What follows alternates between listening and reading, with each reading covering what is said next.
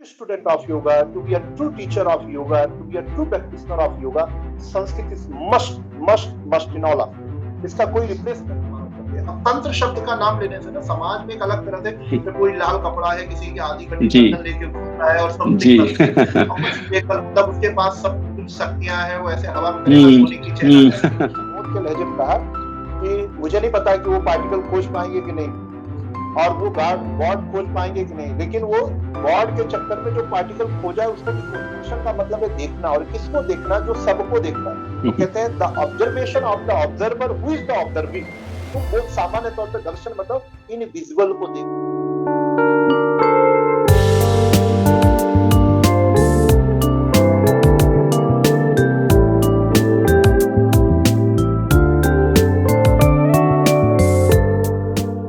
Yatam Sarvam Yatam. Knowing the one thing that after knowing which you know everything. And today I welcome all of you in this brand new podcast session with Dr. Arpit Kumar Dubey sir. Welcome sir, आपका स्वागत है बहुत बहुत। नमस्कार, बहुत बहुत धन्यवाद Ashish ji, thank you thank you. Thank you sir. कैसा फील कर रहे हैं सर आज आप, कैसे हैं? आज तो काफी अच्छा फील कर रहा हूँ, ऑलवेज।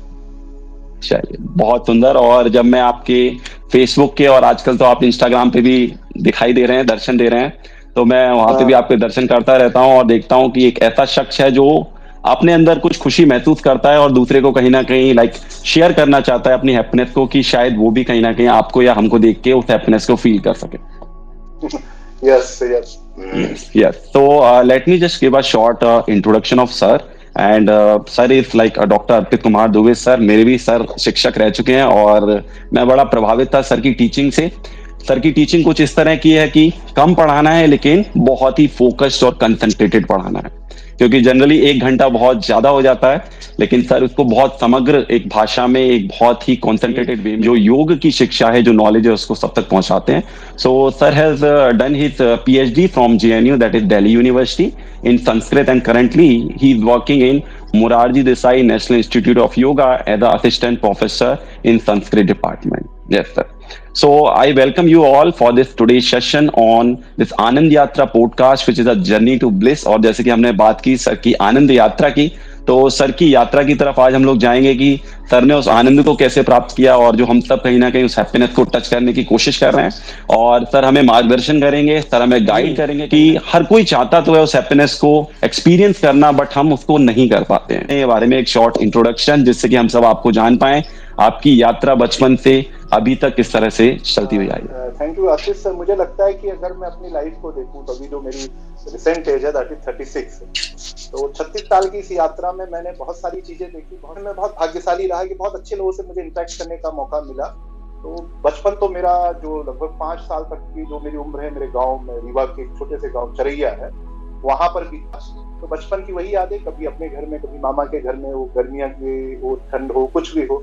मेरा ज्यादा भोपाल आ गया मैं, फिर मेरे ख्याल से मेरा जो भोपाल में विद्या विहार स्कूल है, हम हिंदी में रहते हैं श्यामला इसका एरिया, तो वहाँ विद्या विहार स्कूल में हमारा एडमिशन हो गया और वहाँ से वो सरकारी स्कूल था, हिंदी माध्यम का था। वहाँ से पढ़ाई लिखाई चालू हुई, फिर कक्षा 8 तक सामान्य पढ़ाई लिखाई हुई। बहुत कक्षा 5-6 तक बहुत अच्छा विद्यार्थी था, क्योंकि सभी बच्चों को रुचि रहती नहीं थी, तो थोड़ी सी मतलब कहिए कि मैं थोड़ा सा शरारती ज्यादा था। तो फिर ये कहा 6, 7, 8 मैंने जैसे तैसे पढ़ाई की और उसके बाद फिर पिताजी ने डिसाइड किया कि ये इस तरह से पढ़ेंगे नहीं, तो फिर मुझे गुरुकुल में डाल दिया। तो इट वाज एक तरह से काइंड ऑफ पनिशमेंट था और बाद में वहां से हो गया, वो तो एक यात्रा है। तो फिर मैं गुरुकुल में चला गया। गुरुकुल का मतलब है जहाँ डिसिप्लिन, जहाँ अनुशासन बहुत हाई है, जहाँ फैसिलिटीज ऑलमोस्ट माइनस में है और जो सामान्य जीवन से बिल्कुल अलग है। मतलब आपको खेती करने से लेकर के खाना बनाने तक पूरा खुद ही करना है, आपको पढ़ना है, अपने सारी मतलब अपनी केयर, मतलब कहे तो खुद को करना। तो उस सेंस में 12-13 साल का रहा हूँ जब मैं गुरुकुल में गया। तो शुरू में पिछले मतलब 2-3 महीने तो बहुत डिफिकल्ट हुए, फिर धीरे धीरे जो सहपाठी थे, जो क्लासमेट थे, उनके साथ थोड़ी फ्रेंडशिप हुई, फिर थोड़ा कंफर्ट हुआ। फिर वहां से मेरी संस्कृत की यात्रा आरंभ हुई। मैंने प्रथमा की, प्रथमा जिसको हम 9th and 10th कहते हैं, फिर उत्तर मध्यमा जिसको हम 11 कैंपस है, उसमें से एक कैंपस भोपाल में था, वहां मैंने शास्त्री की। तो मेरा जो मतलब गुरुकुल का अध्ययन था और जो शास्त्री थी, उसमें 3 सब्जेक्ट थे। पहले तो मैंने कर्मकांड पढ़ा बहुत डिटेल में, ज्योतिष पढ़ी, क्योंकि वो उस गुरुकुल का एक पर्पस है, एक तरह से एक अच्छे पुरोहित को तैयार करना, एक ऐसे आचार्य को तैयार करना जो भारतीय संस्कार पद्धति है उसका प्रचार प्रसार करे। साथ में मेरा विषय व्याकरण भी था, लिंग्विस्टिक था। फिर मैंने बाद में लिंग्विस्टिक में अपना ग्रेजुएशन किया। लिंग्विस्टिक था, इंडियन फिलॉसफी और लिटरेचर, ये 3 सब्जेक्ट मैंने ग्रेजुएशन किया। फिर शास्त्री का मेरे ख्याल से 7 में मैं दिल्ली में आए हम लोग। तो हमारा जो इसका हेड ऑफिस था यूनिवर्सिटी का वो दिल्ली में था, अभी भी जनकपुरी में है। तो वहां पर हर साल ना एक राष्ट्रीय नाट्य उत्सव होता है, मतलब कि उसमें सारे कैंपस से नाटक होता है, एक बहुत बड़ा मंच में 3-4 दिन का एक बहुत अच्छा कल्चरल इवेंट होता है जिसमें हर कैंपस से लोग आते हैं नाटक करने के लिए। तो हमारे यहाँ से नाटक करने के लिए टीम आ रही थी, तो मेरा थोड़ा बहुत इंटरेस्ट था ड्रामा में। तो मैंने देखा कि यहाँ 1 महीने तक मतलब खाने पीने की अच्छी व्यवस्था है जो करता था, उनका ज्वाइन कर दिया। मैंने कहा चलो एक्टिंग करेंगे, संस्कृत ठीक ठाक आती है, संस्कृत बोलेंगे, और ये कि खाना पीना इनका अच्छा मिलता था, मतलब रिफ्रेशमेंट वगैरह ये। तो वो कई सालों से चल रहा था। मैं फर्स्ट ईयर में था, सेकंड ईयर में था, तो शास्त्री कर रहा था, तो मैं देखता था। तो थर्ड ईयर फाइनली मैंने सोचा कि क्यों ना मैं इस बार ड्रामा करके देखता हूँ। तो उसका पहले सिलेक्शन हुआ, पहली बार मुझे रिजेक्ट कर दिया गया, बोला गया कि आपके एक्सप्रेशन से बहुत अच्छे नहीं है, आप डायलॉग उतने इफेक्टिवली नहीं बोल रहे। तो फिर 15 दिन तक मैंने और मेहनत की। तो फिर 15 दिन बाद में आया तो बाकी लोग सरप्राइज हो गए कि आपका इम्प्रूवमेंट बहुत हाई लेवल का है। तो सडनली फिर मुझे सेकंड लीड रोल दिया गया। उस समय जो लीड रोल था वो अश्वत्थामा का था। और मुझे उसमें रोल किया अश्वत्थामियम, ऐसे ही कोई नाटक था, संस्कृत का नाटक था। तो फिर हुआ, फिर हमारी ट्रेनिंग हुई, फिर हम दिल्ली आए तो हमारे यहाँ कामायनी ऑडिटोरियम में नाटक हुआ था। उसमें नाटक किया हमने, और लकीली तो 10 कैंपस में से जो बेस्ट अवार्ड मिलता है एक्टिंग का, वो बेस्ट अवार्ड मुझे मिला। और उसी दौरान हमने थोड़ा दिल्ली घूमने का प्रयास किया, जैसे इंडिया गेट था। और फिर बाई मिस्टेक हमारे एक सर थे जो आजकल सेंट्रल संस्कृत यूनिवर्सिटी के कंट्रोलर ऑफ एग्जामिनेशन में प्रोफेसर पवन गुप्ता जी, वो दिल्ली के थे, तो बसंतपुर में रहते थे। मेरे घर चलने से अच्छा तुम लोग चलो, मैं एक बहुत अच्छी यूनिवर्सिटी घुमा के लाता हूँ। तो हमें ले गए जेएनयू। हमें लगा कि एक अच्छी जगह है यार, यहाँ तो लोग काफी पढ़ने लिखने के लिए डेडिकेटेड है। तो ये 2007 की बात थी। फिर हम लोगों ने एडमिशन के लिए ट्राई किया कि अगले साल हमारा ग्रेजुएशन हो जाएगा, अब शास्त्री पूर्ण हो जाएगा 2008 में। और फिर हम लोग जेएनयू आने के लिए, फिर जेएनयू का इंटरव्यू दिया, उसमें हो गया, फिर जेएनयू आ गया। तो जेएनयू आने के बाद बिल्कुल लर्निंग और की जो पूरी इंटायर प्रोसेस थी वो चेंज हो गई। मैं बिल्कुल गुरुकुल सिस्टम से था। हमारी ट्रेडिशनल वे ऑफ लर्निंग मतलब जिसको हम कहते हैं टेक्स्ट बेस्ड लर्निंग। हम किताब पढ़ते थे, ग्रंथ पढ़ते थे, पूरा का पूरा पढ़ते थे, अपने टीचर से एक लेटर पढ़ते थे। जेएनयू जैसे जगहों पे यहाँ पे भी संस्कृत में पढ़ाई होती है। संस्कृत स्पेशली यहाँ संस्कृत में फिलॉसफी पे ज्यादा फोकस रहता है, स्पेशली इंडियन फिलॉसफी। तो यहाँ पे आकर के फिर हमने देखा यहाँ दोनों तरह की पढ़ाई होती है, टेक्स्ट के साथ साथ टॉपिक बेस पे भी चलता है। फिर यहाँ से मास्टर किया मैंने, फिर दिल्ली यूनिवर्सिटी से पीएचडी किया। मीनवाइल 2012 में मुझे याद है कि जब मैं पीएचडी, मेरा कोर्स वर्क वगैरह कंप्लीट हो गया था, 2 साल रेसिडेंस पीरियड होता है पीएचडी में, उस समय तो शायद बढ़ा दिया है। तो मुझे यह था कि अब मैं शायद पढ़ाना भी चालू करूं। तो हमारे जो मेरे गाइड थे उस समय के एचओडी थे, तो उन्होंने कहा कि आप डिपार्टमेंट में कुछ क्लासेस लें, लेकिन वो फिर कभी ऐसा हो नहीं। फिर मेरी एक फ्रेंड थी, वो 1-2 जगह वो इंटरव्यू देने गई, तो वो भाई लकली वो मुरारजी भी आई इंटरव्यू देने, और वहां उनका सिलेक्शन हो। बट उनका ये था कि वो शायद उनकी टाइमिंग और कुछ, क्योंकि वो जेएनयू पीएचडी कर रही थी, टेक्निकली उनका वो फिट नहीं हो रहा था। तो उन्होंने मुझसे पूछा कि आप कर पाएंगे क्या? तो फिर मैं गया, और आशा रेड्डी सर से पहली बार मेरी मुलाकात हुई 2012 के अगस्त।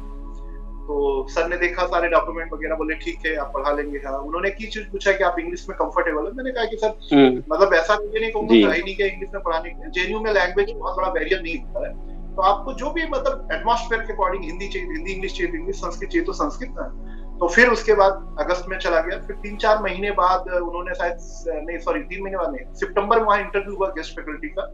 फिर उस इंटरव्यू को दिया मैंने, फिर सेलेक्ट हुआ। फिर नवंबर से मैं रेगुलर वहाँ मोरारजी देसाई 2012 से पढ़ा, ऑलमोस्ट 12 साल वहाँ।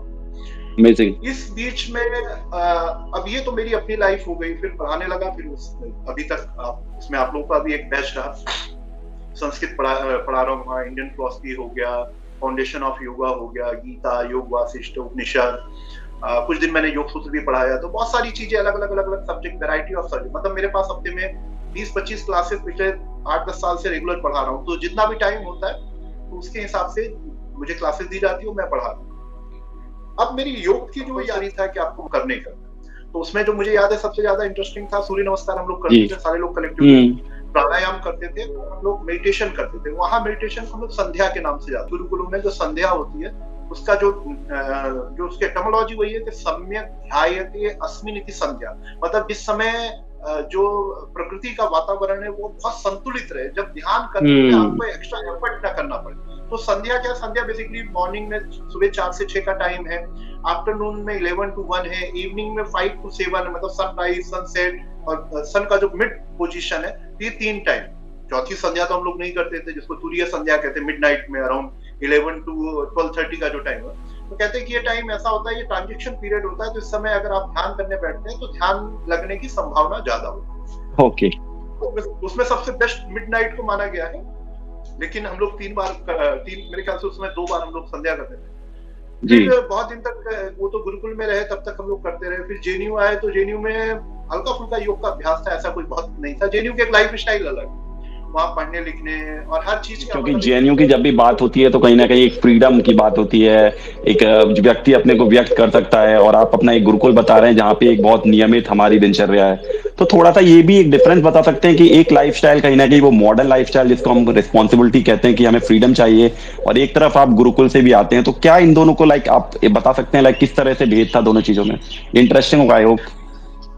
हाँ, मतलब मुझे लगता है आशीष कि सीखने के बाद आपको फ्रीडम मिलती है ना, तो आप फ्रीडम का जिसको कहते हैं पॉजिटिव यूज करते हो। तो मुझे मेरे लाइफ में ये अच्छी चीज लगी कि जो गुरुकुल में मैंने डिसिप्लिन सीखा था, वो डिसिप्लिन के बाद जब मुझे फ्रीडम मिली तो मैंने उस फ्रीडम का मिसयूज नहीं किया। और क्योंकि कई बार क्या होता है कि हर व्यक्ति फ्रीडम चाहता है, मतलब मैं तो कहता हूँ कि हर व्यक्ति मूल रूप से मतलब वो बंदर की तरह बिहेव करना चाहता है, किसी भी एक जगह कॉन्सेंट्रेट करना चाहता है। लेकिन जब आपकी प्रोग्रामिंग ऐसी हुई हो, इत्यादि आप फॉलो करते हो, बिलीव करते हो, और तब सडनली आपको ऐसे एटमॉस्फेयर में छोड़ दिया जाए जहाँ कुछ भी फॉलो करना मस्ट नहीं। मतलब मुझे याद है कि हम लोग के टाइम में जेएनयू में एग्जाम कुछ होता नहीं था, ऐसा कि कोई अलग से एग्जाम हो रहा है कि आज आपका फाइनल एग्जाम होना है, कोई एडमिट कार्ड मिल रहा है, कुछ नहीं था, अटेंडेंस कुछ नहीं। अपने चॉइस से सब्जेक्ट ले सकते थे, कोई कंपलसरी नहीं था कितने सब्जेक्ट आपको पढ़ने हैं, वो मिनिमम एक क्रेडिट का था। और आप क्लास में जाए ना जाए, सबका मतलब इतनी फ्रीडम तो मुझे अपने लाइफ में किसी भी एजुकेशन सिस्टम में दिखी थी। लेकिन सबसे जो वहाँ की चमत्कार करने वाली बात ये थी कि इनके बाद भी 100% अटेंडेंस बच्चे, मतलब क्लास अगर हमारी 30 लोगों का बैच था, मुझे नहीं लगता कि कोई ऐसा हो जो क्लास में ना जाता हो। क्योंकि वहां आने के बाद आप टीचर्स से बात करते हैं, उनके लेक्चर सुनते हैं, तो इतना अट्रैक्टिव पैकेज लगता है कि फिर मतलब वो फ्रीडम मुझे लगता है कई बार वो जानबूझ के दी गई कि आप उसका मिसयूज करके दिखाए, वो कोई करता नहीं। तो वो एक चीज अनुशासन और स्वतंत्रता। तो जब अनुशासन के बाद आप स्वतंत्र होते हैं तो आपकी स्वतंत्रता आपके उत्थान में सहायक होती है, मेरा अपना पर्सनल एक्सपीरियंस है, क्योंकि आप ट्रेंड है। तो वो एक चीज मुझे एक डिफरेंस लगा कि अगर मैं पहले से उतना डिसिप्लिन नहीं होता तो शायद थोड़ी सी चीजों में डिस्टर्बेंस था। तो मैं योग के बारे में बता रहा था, तो फिर बाद में 2012 से जब मैं योग इंस्टीट्यूट में गया, मतलब 1-1.5 साल से कुछ मैं पर्सनल लाइफ में कुछ इश्यूज थे, तो मैंने थोड़ा योग का अभ्यास आरंभ भी किया था। मतलब क्योंकि पीएचडी होता नहीं था, घर में ही रहने में, एक बार डिपार्टमेंट जाना तो फिजिकली आदमी बहुत कम एक्टिव हो जाता है। तो फिर ये होता है, तो जब फिजिकल एक्टिवनेस नहीं रहता तो थोड़ी मेंटल टायर्डनेस भी आती है। तो फिर मैंने अपने व्यक्तिगत जीवन में योग को इंक्लूड किया और मैंने योग अभ्यास आरंभ किया। उसमें मैं सडनली मोरारजी देसाई में हुई एज अ टीचर। और मुझे अभी भी याद है जो मेरा पहला 3 फेजेस रहे। पहला फेज रहा जब हम कंपलसरी गुरुकुल में रह के करना पड़ता था, तो मतलब लाइफ में इंक्लूडेड ही था। और जो मेरे फादर हैं वो राजपुरोहित हैं। तो बेसिकली क्या होता है कि राजपुरोहित का एक काम होता है कर्मकांड करना, जिसको हम पूजा पाठ करते हैं। तो हमारे यहाँ योग ना पूजा पाठ में इंक्लूडेड है। कोई भी पूजा बिना प्राणायाम के आरंभ होती नहीं, क्योंकि प्राण शुद्धि का एकमात्र उपाय है प्राणायाम। तो अगर आप कर्मकांड और इस पद्धति से आते हैं तो योग आपके लाइफ में इंक्लूडेड है। पूरी पूजा का जो सबसे मेन पॉइंट होता है ध्यान। अब हम विष्णु का ध्यान करेंगे, हम माँ दुर्गा का ध्यान करेंगे। तो ध्यान करने के लिए क्या है कि कुछ मंत्र बोले जा रहे हैं और आपकी चित्त की एकाग्रता वैसी हो जिससे आप उससे जुड़ सके। तो प्राणायाम, ध्यान, और तीसरे नंबर पे जिसको हम योग में सबसे इंपॉर्टेंट मानते हैं आसन। पूजा में बैठने की जो विधि है उसका बड़ा महत्व होता है। तो ये तीनों चीजें मतलब पहले भी जब मैं योग फाउंडेशन ऑफ योग, हिस्ट्री ऑफ योग, मैं कहता हूँ कि यज्ञ के समय जो बहुत एंशिएंट टाइम में जब हम आर्य और यज्ञ की कल्पना करते हैं, तो समय योग अलग से नहीं था, अष्टांग योग यज्ञ के अंदर इंक्लूडेड। तो उसके तहत वो एक फेज था। दूसरा फेज जब मैंने अपने सेल्फ से प्रैक्टिस स्टार्ट की 2010 से 12 के बीच में, फिर वो कंटिन्यू रही। और 12 के बाद फिर योग में आकर के योग के बच्चों से इंटरेक्ट करना, उनको पढ़ाना, उनसे संवाद करना, वो एक लंबी जर्नी जो अभी भी चल रही है। तो ये 3 फेजेस। अच्छा लगा सुन के आपकी यात्रा किस तरह होता है, चढ़ाव, और कहीं ना कहीं आपकी लाइफ में जो आपने बोला गुरुकुल से जो आपको डिसिप्लिन मिला, कहीं ना कहीं उसने आपको काफी संरक्षित करने में हेल्प की कहीं ना कहीं आपकी।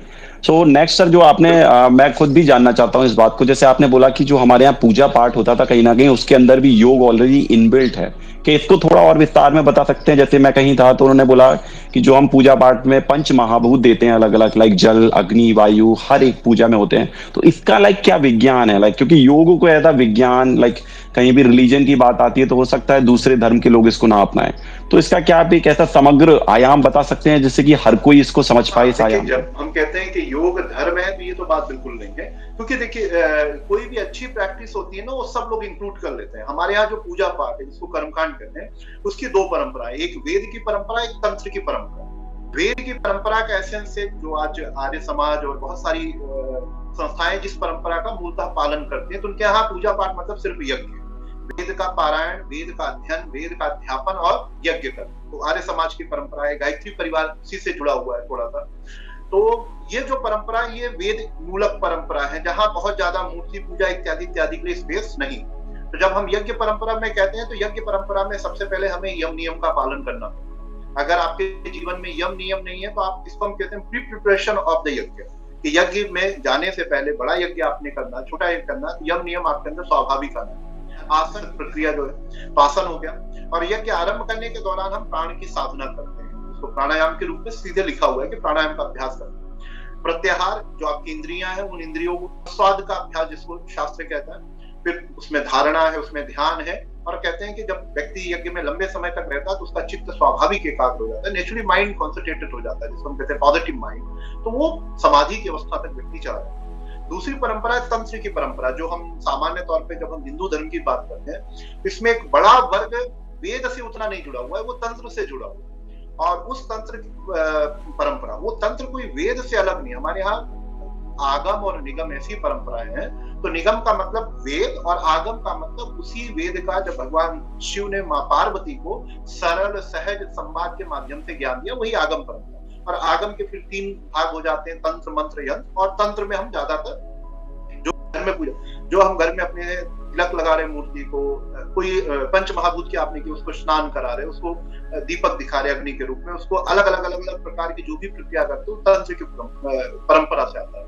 और हमारे यहाँ जो श्री परंपरा, ये बड़े बड़े शंकराचार्य इस परंपरा का पालन करते हैं। अब तंत्र शब्द का नाम लेने से ना समाज में एक अलग तरह से, तो कोई लाल कपड़ा है, किसी की आधी कटी चंदन लेके घूम रहा है और मतलब उसके पास सब कुछ शक्तियां हैं, वो ऐसे हवा में सोने की ये चीजें, मतलब तंत्र की एक अलग परंपरा है, उसमें ये चीजें हैं। देखिए ये तो नहीं कहूंगा कि ये तंत्र में नहीं है, लेकिन वही ना, जैसे एक परंपरा के 10 अगर लेवल के, एक स्कूल जो है वो बहुत लोअर लेवल का है, तो उसको भी लोगों ने बहुत ज्यादा हाइप कर दिया, या कहें कि उसी ने पॉपुलैरिटी गेन की। क्योंकि आजकल हम लोग ने इम्पैक्ट पे ज्यादा बिलीव करते हैं, तो किसी ने आपको करके दिखा दिया, आपको लगा ये जादू अच्छा है, तो लोगों ने काला जादू इत्यादि मानने लगे। बाद में जब हम मिसकॉन्सेप्शंस ऑफ योग की बात करते हैं, योग की भ्रांतियां, हम ये कहते हैं कि योग काला जादू, यही कुछ मतलब 2 अलग अलग विचारधारा दर्शनों को मिक्स किया गया।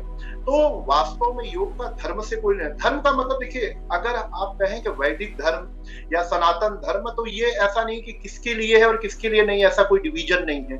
और वही बात है कि यहाँ पे अनुशासन भी और स्वतंत्रता कोई भी मान सकता और कोई भी नहीं मान सकता। अगर आज हम कहें कि भारत में बड़ा डाटा ले लेंगे, 50 करोड़ 60 करोड़ 70 करोड़ 80 करोड़ जितना डाटा हो, इतना ध्यान भी कर रहा है, ये सब कुछ कर रहा है, किसके लिए? हिंदू धर्म। इसका कोई लेना देना नहीं, क्योंकि जो नहीं है तो आपके लिए योग है। तो कहीं भी किसी भी प्रकार से कोई भी इसका किसी रिचुअल से ऐसा पार्टिकुलर लेना देना नहीं है कि आप योग के हो तो इसको मस्ट हो।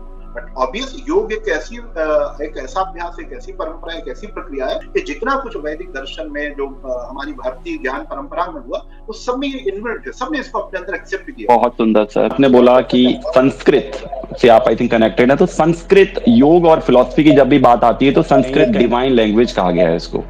तो इसको समझा सकते हैं कि संस्कृत कितना इंपॉर्टेंस है, अगर कोई योग का लाइक जो समझना चाहते हैं उनके लिए संस्कृत की क्या इंपॉर्टेंस है कहीं ना कहीं, और क्या संस्कृत जो लोग पढ़ते हैं उनकी हीलिंग भी होती है कहीं ना कहीं, माइंड की पावर को एनहेंस करने भी संस्कृत एक अपना रोल निभाती है? बिल्कुल सही आपने आशीष पूछा। देखिए, संस्कृत और योग को लेकर के मेरा एक लाइन का वर्डिक्ट है, तो वर्डिक्ट यही है कि द लैंग्वेज ऑफ योग इज संस्कृत। योग की जो भाषा है वो संस्कृत है। अब बात करते हैं कि कैसे संस्कृत योग में कंट्रीब्यूट करती है। तो ये तो ऐसा विषय है जो हमारे पाठ्यक्रम में जो मुझे पढ़ाना पड़ता है, ये मतलब मेरे लिए बहुत प्रश्न नहीं है। तो मैं अपने विद्यार्थियों को ये कहता हूँ कि संस्कृत का योग से क्या संबंध है, तो कहते हैं कि योग अभ्यास में आए, क्रिया में आए, इसके पहले हमें उसका ज्ञान प्राप्त करना है, उसका नॉलेज एक्वायर करना है, तब तो जाकर के आपके प्रैक्टिस में आएगा। तो योग का ज्ञान प्राप्त करने के हमारे पास दो ही उपाय, एक तो सीधा डायरेक्ट जो नॉलेज एक्वायर करने का जो डायरेक्ट सोर्स है, दैट इज द टीचर, गुरु का कोई रिप्लेसमेंट नहीं, लेकिन गुरु की अपनी लिमिटेशंस हैं अगर वो व्यक्ति है तो बाद में गुरु के साथ साथ ग्रंथ के जो गुरु थे उन्होंने अपनी बात को कुछ किताबों के माध्यम से लिखने का प्रयास किया। तो अब जैसे हम चाहें कि हम योग पढ़ें, किससे पढ़ें, तो महर्षि पतंजलि से पढ़ें, तो वो टाइम के कारण किसी कारण आज वो हमारे साथ डायरेक्टली हमें अवेलेबल नहीं है, अवेलेबल है, हमारा कोई कॉन्टेक्ट नहीं, क्योंकि हमारे यहाँ जो ऋषि होते हैं उनको कोई टाइम में नहीं बांधा जाता, उनकी बिगिनिंग और एंडिंग होती है। तो अगर हम इसी परंपरा में बिलीव करते हैं और अगर आज भी महर्षि पतंजलि है तो हमारा कभी उनसे कोई कॉन्टेक्ट नहीं हो पाया, तो जो भी कारण है हाइपोथेटिकली। तो अब हमारे पास बच गए ग्रंथ। तो अब आज के समय में योग के प्रामाणिक ज्ञान के लिए, ऑथेंटिक नॉलेज के लिए हमें बुक एक्सप्लोर करनी पड़ेगी। अब आप मार्केट में जाएं तो आपको सारी लैंग्वेज में योग बुक्स अवेलेबल हैं। तो फिर अब ये क्वेश्चन आता है कि क्या संस्कृत का कोई रिलेवेंस है? तो अगेन यस है। सबसे पहले ये कि योग की जितनी ओरिजिनल टेक्स्ट है वो सारे के सारे ओरिजिनल टेक्स्ट सिर्फ और सिर्फ एक लैंग्वेज में लिखे गए, वो संस्कृत। वो योग सूत्र हो, वो घेरण संहिता हो, हठ प्रदीपिका हो, भगवत गीता हो, योग वासिष्ठ हो, उपनिषद हो, कुछ भी हो, जो ओरिजिनल लिखे गए वो किसमें लिखे गए? संस्कृत। बट आज तो सबका ट्रांसलेशन अवेलेबल है, सबका अनुवाद हमारे पास उपलब्ध है, तो ओरिजिनल पढ़ने की क्या जरूरत है? तो इसमें एक काउंटर आर्ग्यूमेंट ये आता है कि मैं आपको कोई भी लाइन दे देता हूँ, जैसे आपने शुरू में ही बोला एकस्मिन् ज्ञाते सर्वम ज्ञातम्, और उसका आपने इंग्लिश अनुवाद पढ़ा। अब ये लाइन अगर आप किसी और को दे दीजिए कि भाई इसका हिंदी में अनुवाद कर दीजिए, तो वो क्या करेगा? उसकी जो समझ होगी उस समझ के अकॉर्डिंग, उस अंडरस्टैंडिंग के अकॉर्डिंग उसको कन्वर्ट कर देगा।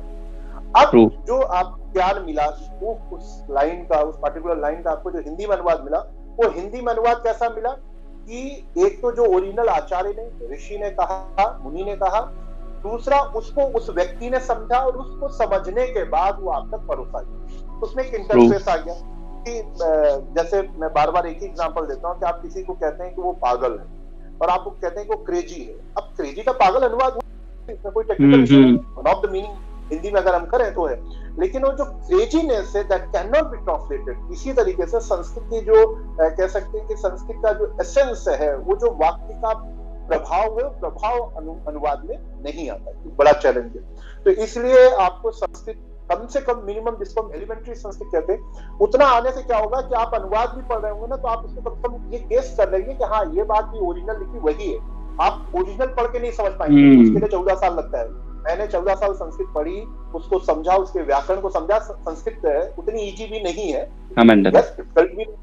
अगर हम संस्कृत पढ़ने में 14 साल निकाल दिए नहीं आई, तो ऐसे इंग्लिश पढ़ने में लोगों का 35 साल निकल गया। आज भी बहुत सारे शब्द जी, लैंग्वेज मतलब उसका कोई लिमिट नहीं है। बट हिंदी में भी हमें लगता है ना कि हमारी जो नेटिव लैंग्वेज वो हिंदी, और हम हिंदी में सब कुछ जानते हैं। फिर रामधारी सिंह दिनकर का आप किताब पढ़ के देखिए, उनकी जो कविता उनको पढ़िए और आपको समझ में आए। तुलसीदास जी का रामचरितमानस पढ़िए, नहीं आता। तो लैंग्वेज की तो लेकिन बेसिक हमें पता है कि कोई अगर मान लो 100 शब्द बोलेगा तो उसमें से हम 55 से 60 शब्द, एक अच्छा स्पीकर का ये होता है कि उसको लगभग 60% टर्मिनोलॉजी उसको पता है।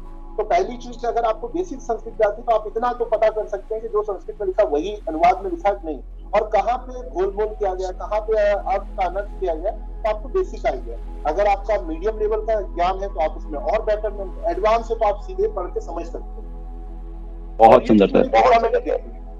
अगर हम पर्टिकुलर गीता के कॉन्टेक्स्ट में बात करें कि गीता एक ऐसा ग्रंथ है जिसको हम अर्थ के साथ साथ कहते हैं कि अगर आप गीता का पाठ करते हैं, गीता चैंटिंग जिसको कहते हैं, तो उसका इफेक्ट आता है। तो अगर आपको संस्कृत आती है तो आप संस्कृत का वाक्य बोलिए और उसका अपने ऊपर प्रभाव देखिए, और फिर उसी का हिंदी अंग्रेजी बोलिए और उसका अपने ऊपर प्रभाव देखिए। वो भाव प्रभाव के साथ हम कनेक्ट नहीं होगा। इसलिए संस्कृत योग के ज्ञान के लिए महत्वपूर्ण है, पहली चीज। अब आपको ज्ञान हो गया, अब योग का आपने अभ्यास करना। अभ्यास में आप क्या करेंगे? आसन करेंगे, हम करेंगे।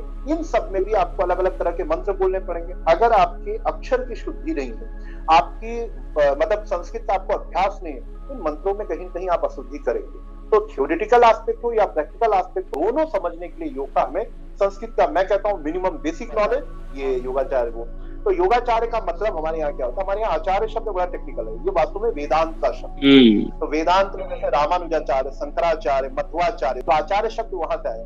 तो कहते हैं कि अगर वेदांत में आपको आचार्य बनना हो तो क्या क्वालिफिकेशन है? तो कहते हैं जो प्रस्थान त्रयी है, प्रिंसिपल उपनिषद, भगवत गीता और ब्रह्म सूत्र, इसकी अगर आप व्याख्या कर सकें अपने शब्दों में मतलब अपनी भाषा में, लेकिन मूलतः वहां संस्कृत से तात्पर्य, अगर आप इन तीनों को पढ़ा सकते हैं, तीनों को समझा सकते हैं, तीनों की इंटरप्रिटेशन कर सकते हैं, then you can declare yourself और you are the declare acharya. अब योग में आए तो योग में क्या है? तो कम समझ सकते हो और समझा सकते हैं। मैं आज भी ये बात अभी कई जगह कॉन्फ्रेंस में, सेमिनार में जाता हूँ बहुत जगहों पर, और ये मैं बड़े दावे से बात कहता हूँ कि मुझे ऐसे 2-4 विद्वान मिल जाएं जो ये दावा कहें कि पूरा योग सूत्र उन्होंने समझ लिया है, मैं उनका सम्मान करना चाहता हूँ। देखिए, हम योग सूत्र में कितनी बात करते हैं, चित्त वृत्ति, अष्टांग योग, क्रिया योग कर खत्म। तभी जब साधन पाद के बाद, जब विभूति पाद और कैवल्य पाद में जब जाकर के योग सूत्र कोई पढ़ेगा, तब उसको समझ में आएगा कि पतंजलि का चिंतन क्या है, पतंजलि की पढ़ाई क्या। हम तो एडवर्टीजमेंट देख के, हम एक तरह से ट्रेलर देख करके खत्म कर देते हैं, उससे आगे गए एक ग्रंथ की बात करते हैं। इसके पहले मूल कारण है कि इसको संस्कृत की समझ नहीं, और योग सूत्र आप बिना व्यास भाष से, बिना तत्व वैशाली, बिना योग वाक्य के समझ नहीं सकते। तो मेरे अनुसार योग का आचार्य वो है जिसने योग सूत्र पढ़ा हो, और योग सूत्र सिर्फ पढ़ा ना, उसको व्यास भाष्य, तत्व वैशाली और योग वार्तिक, जैसे वहां प्रस्थान त्रयी ना, ऐसे ये 3 टीकाओं के साथ जिसने समझा, इसके अंदर क्या हो, कॉन्फिडेंस हो, बाकी तक योगाचार्य। उसमें आपका योग का फिलॉसफी आ गया, योग का प्रैक्टिकल आ गया, और योग विज्ञान भिक्षुन छोड़ा। लेकिन हम तो मूल सूत्र तक कोई सही से नहीं समझ पा रहे। तो बिना संस्कृत के मतलब योग का आचार्य बनना असंभव है। आज के टाइम में तो ठीक है, हर व्यक्ति जो 4 दिन योग पढ़ लिया, पढ़ा लिया, वो योगाचार्य, ठीक है, उसका सम्मान, उसमें देखिए कहीं कुछ गलत नहीं है। हर शब्द समय के साथ चेंज होता है। तो ठीक है भाई, हम योग पढ़ते पढ़ाते तो हम क्या बोल रहे हैं, योगा टीचर, तो लोगों को लगा कि ज्यादा अच्छा वर्ड है योगाचार्य बोलते हैं, दैट इज ओके। लेकिन again, to be a true student of yoga, to be a true teacher of yoga, to be a true practitioner of yoga, Sanskrit is must in all aspects. इसका कोई replacement नहीं।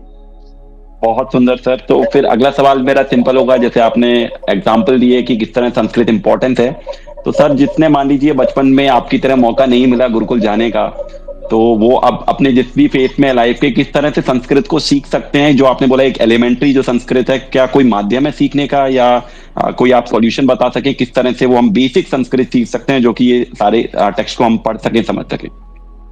ये practical question है, क्योंकि इतना important Sanskrit का है, तो इसका क्या उपाय? तो देखिए, इसके लिए ना, तो हमारे भारत में अनेकों संस्कृत के विश्वविद्यालय, भारत सरकार बहुत अच्छा एफर्ट पुट कर रही है कि संस्कृत को मैक्सिमम लोगों तक सिखाई जाए, समझाई जाए। और जब कभी आप कॉन्स्टिट्यूशन का डिबेट पढ़ेंगे तो उसमें बाबा साहब भीमराव अम्बेडकर जी का तो मत ये था, उनका व्यू ये था कि हम अपने देश की भाषा संस्कृति क्यों न करें, उसको लेकर कहीं कोई विरोध नहीं था।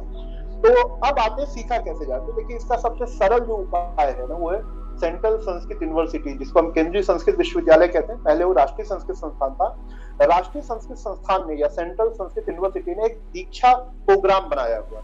उसमें प्रथमा दीक्षा, द्वितीय दीक्षा, तृतीय दीक्षा, चतुर्थ दीक्षा, पंचम दीक्षा, मतलब 5वीं दीक्षा तक, 5 लेवल 1 2 3 4 5 6 5 तक कभी हम जाएं, तो आपको आ से लेकर के और श्लोक को खुद पढ़ना और खुद समझने के लिए उन्होंने पूरी एक टीच योरसेल्फ संस्कृत करके बुक बनाई है।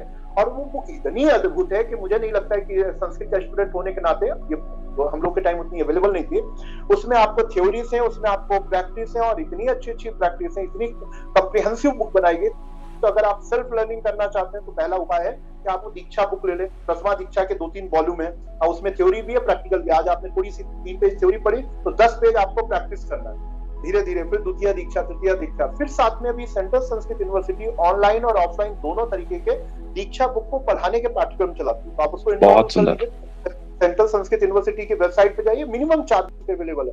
आपको ऑनलाइन कंफर्टेबल, ऑनलाइन कर लीजिए, ऑफलाइन है तो ऑफलाइन, और धीरे धीरे लेवल 1 2 3 4 5 1 से 5 लेवल पहुंचने का मतलब है कि आप मतलब एक ठीक ठाक संस्कृत के आप एक स्पीकर हो गए, और आप किसी भी टेक्स्ट को पढ़ सकते, समझ सकते, क्योंकि वो उसी हिसाब से डेवलप किया गया।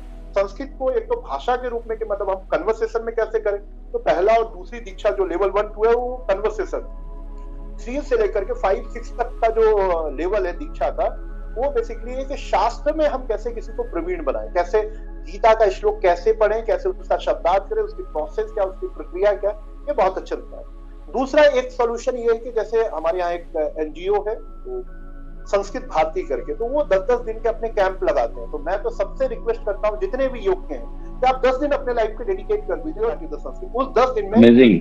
आप बहुत कुछ सीख के निकलेंगे। उसके बाद आपके पास दीक्षा बुक है, आप उससे अभ्यास कर लीजिए। देखिए 1 महीने 3 महीने 6 महीने डिफिकल्ट है, बट 10 डेज आप अपने आसपास पता करिए कि यहाँ पे संस्कृत संभाषण कहाँ पर है, संस्कृत कहाँ पर, संस्कृत भारती को आप सर्च करिए, वो हर जगह अवेलेबल है।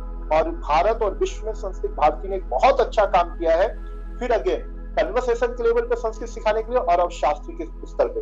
तो 10 दिन जाइए, मेरे ख्याल से उसकी मिनिमम फीस है, फीस तो बहुत ही कम है, 500,000 रुपए होगी मैक्सिमम। उसमें रहना खाना each and everything is included, और आपको 24 घंटे संस्कृत में बात करना फ्रॉम वेरी फर्स्ट डे।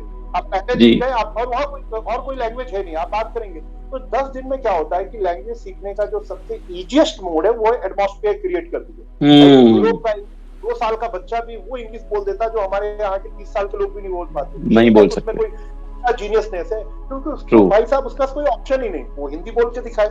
अगर वो इतने स्मार्ट है तो हिंदी बोल के दिखाए, नहीं कर सकते जी जी। वो चीज तो मेरे ख्याल से वो उपाय बहुत अच्छे हैं। एक तो सेंट्रल संस्कृत यूनिवर्सिटी का अपना दीक्षा का जो पाठ्यक्रम है, टीच योरसेल्फ संस्कृत, एब्सोल्यूट, मतलब मुझे नहीं लगता कि इससे अच्छी बुक्स, इससे अच्छी कोई एक्सरसाइज और इससे अच्छी कोई video online classes offline and the Sanskrit Bharati, ये 2 बहुत अच्छे उपाय हैं। अद्भुत सर, अवेलेबल है, वेरी नाइस। यस, बहुत ही सुंदर कि आपने एक क्वेश्चन भी दिया और उसका आंसर भी दिया, और इतना प्रैक्टिकल वे में, और कहीं ना कहीं हम सब एक इन्वेस्टमेंट कर सकते हैं। और यही मैं ऐड करूंगा, जैसे कि हम देखते हैं आजकल फॉरेनर्स कितने हैं, वाराणसी आते हैं और हमारे इंडिया में आके अब कहीं ना कहीं वो इंटरेस्ट ले रहे हैं संस्कृत में।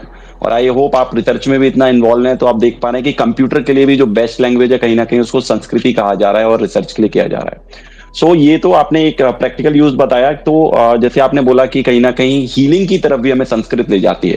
सो क्या आप हमें कुछ एक्सपीरियंस दे सकते हैं, कोई संस्कृत में ऐसा कोई श्लोक जो आपके हृदय के बड़ा नजदीक हो, क्योंकि आपने उसका सॉल्यूशन भी दिया और आपने सीखी भी है। तो कोई ऐसा श्लोक या वाक्य जो आप चैंट करें और हम कुछ उसको अनुभव कर सकें, anything if you like to do. Okay, मुझे लगता है कि हमारे संस्कृत में जो सबसे पॉजिटिव वर्ड है उसको कहते हैं ओम, जो ओमकार के रूप में।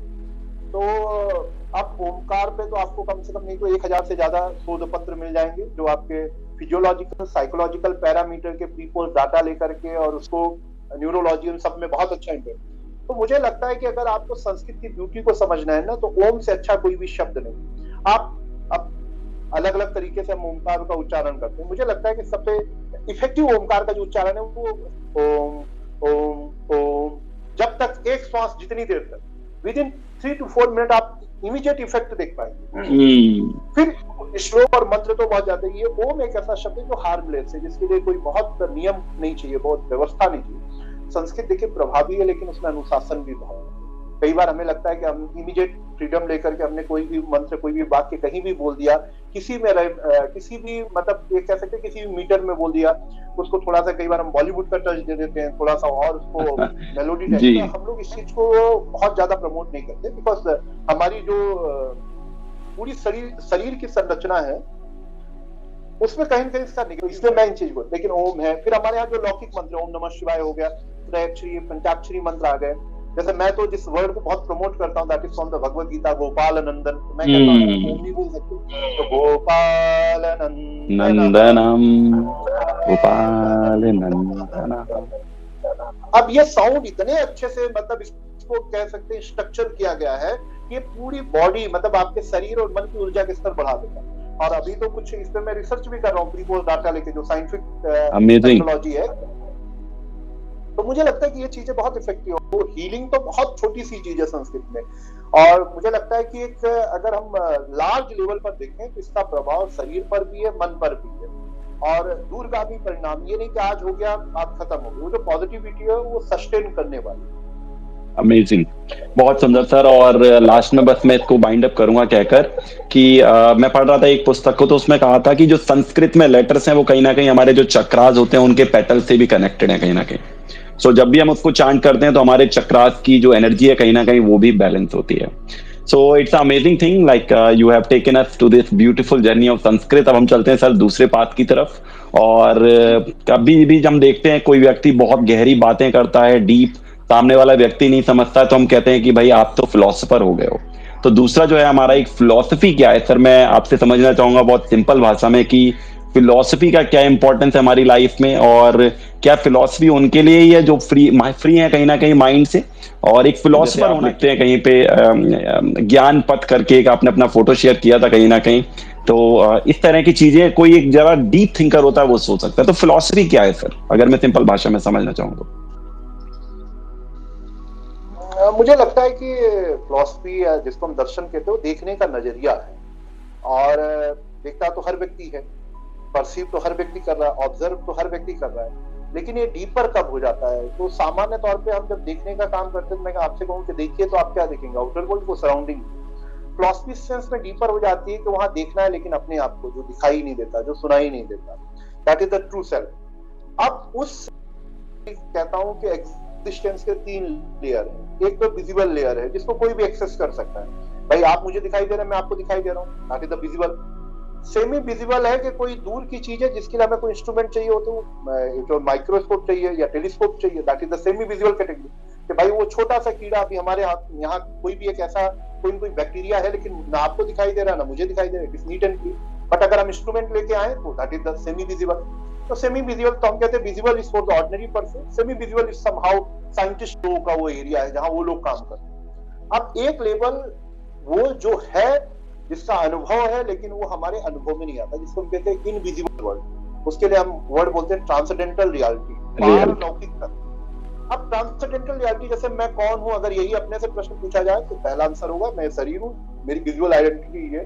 फिर लगेगा यार नहीं, शरीर से भी ज्यादा हूं, शायद मैं विचार हूं, मैं कल्पना हूं, मैं इमोशन हूं। फिर लगेगा नहीं यार, कल्पना भी कैसे हो सकता हूं, मैं कल्पना हूं तो मैं अपने विचार को तो देख पा रहा हूं, तो देखने वाला तो कोई और है। तो फिर मैं मन हूं, नहीं मैं बुद्धि हूं, तो बुद्धि को भी देख पा रहे, मतलब ये ऑब्जेक्टिव हो गया ना। तो अब बुद्धि को कौन देख पा रहा है, इसके पीछे मैं हूं, ये ऑर्डिनरी पर्सन का एक्सपीरियंस है। आपसे पूछूं तो आप मन है क्या, तो नहीं, कैसे पता चलेगा आप मन नहीं? क्योंकि आप अपने मन को देखते हैं कि मन में ये विचार आया, तो मतलब कि मन आप नहीं है। अगर आप होते तो फिर उसको देखने वाला आप कहते, और डीपर है, बुद्धि डीपर। लेकिन अब वो रियल में कौन है, इसको जानने के लिए प्रयास नहीं करते। तो फिलॉसफी या दर्शन का मतलब है देखना, और किसको देखना? जो सबको देख रहा है। तो कहते हैं the observation of the observer who is the observing. तो वो सामान्य तौर पे दर्शन मतलब इनविजिबल को देखना। अब प्रॉब्लम ये आ जाती है कि इनविजिबल को देखने के लिए अगर हम विजिबल टूल्स या विजिबल मींस का प्रयोग करेंगे, भाई जैसे दुनिया देखनी हो तो आंखें चाहिए, है ना? तो आपको बहुत छोटा बहुत बड़ा माइक्रो मैक्रो चाहिए, तो फिर आपको इंस्ट्रूमेंट चाहिए। लेकिन थर्ड लेवल पे जब आपकी सेंसेस, हम योग में जो बात करते हैं प्रत्याहार की, कि जब आपकी सेंसेस विड्रॉ हो गई, बिना इंद्रियों के देखना, ये दर्शन है। और एक एक तत्व का दर्शन है, जितनी भी चीजें सबके 3 लेयर में विजुअल और इनविजिबल। जैसे मैं अपना एग्जांपल दूं, मेरा विजिबल एस्पेक्ट है, जैसे आपने कहा कि सर आपका एक पोस्ट देखा, वो क्या देखा आपने? मेरा विजिबल एस्पेक्ट। आपने आइडिया लगाया कि सर कुछ ऐसा सोच, आप इनविजिबल तक पहुंचे, मतलब वो सेमी विजिबल तक। अब इनविजिबल क्या अभी भी आपको नहीं पता। और इवन मोर एंड मोर मैं कहूं तो मैं खुद अपनी इनविजिबल सभी तक उतना इंटरेक्ट नहीं कर रहा है। जी, कहते हैं कि दृष्टा का स्वरूप में चले जाना। तो फिलॉसफी का दर्शन है उस इनविजिबल को देखने की सबसे पहले एक क्यूरियोसिटी आना, एक जिज्ञासा आना, और फिर उसके लिए प्रयत्न करना। तो जो जिज्ञासा है उसको देखने की, उसको हम लोग कहते हैं वेदांत। वेदांत का मतलब है अथातो ब्रह्म जिज्ञासा। वो कौन है जो सबको चला रहा है, ये जिज्ञासा है। और योग प्रक्रिया देता है, वो प्रक्रिया है अष्टांग योग इत्यादि, कि कैसे उसको देखें। वो दिखेगा कब? तो समाधि की अवस्था में। कैसे दिखेगा? तो धीरे धीरे धीरे धीरे धीरे, क्योंकि जैसे हम बाहर की तरफ गए तो केनोपनिषद में एक शब्द आता है बोध, मतलब आउटर वर्ल्ड की तरफ जाना, प्रतिबोध मतलब धीरे धीरे धीरे धीरे धीरे धीरे धीरे इनर वर्ल्ड की तरफ आना। तो वो इस प्रक्रिया है। तो इस तरह से हम दर्शन को समझ सकते हैं। जहां तक बात रही कि मैं दार्शनिक हूं कि नहीं, तो मुझे लगता है कि हम में से ऐसा कोई नहीं है जो दार्शनिक ना हो, क्योंकि हाँ, बस उसमें डिग्री का अंतर है।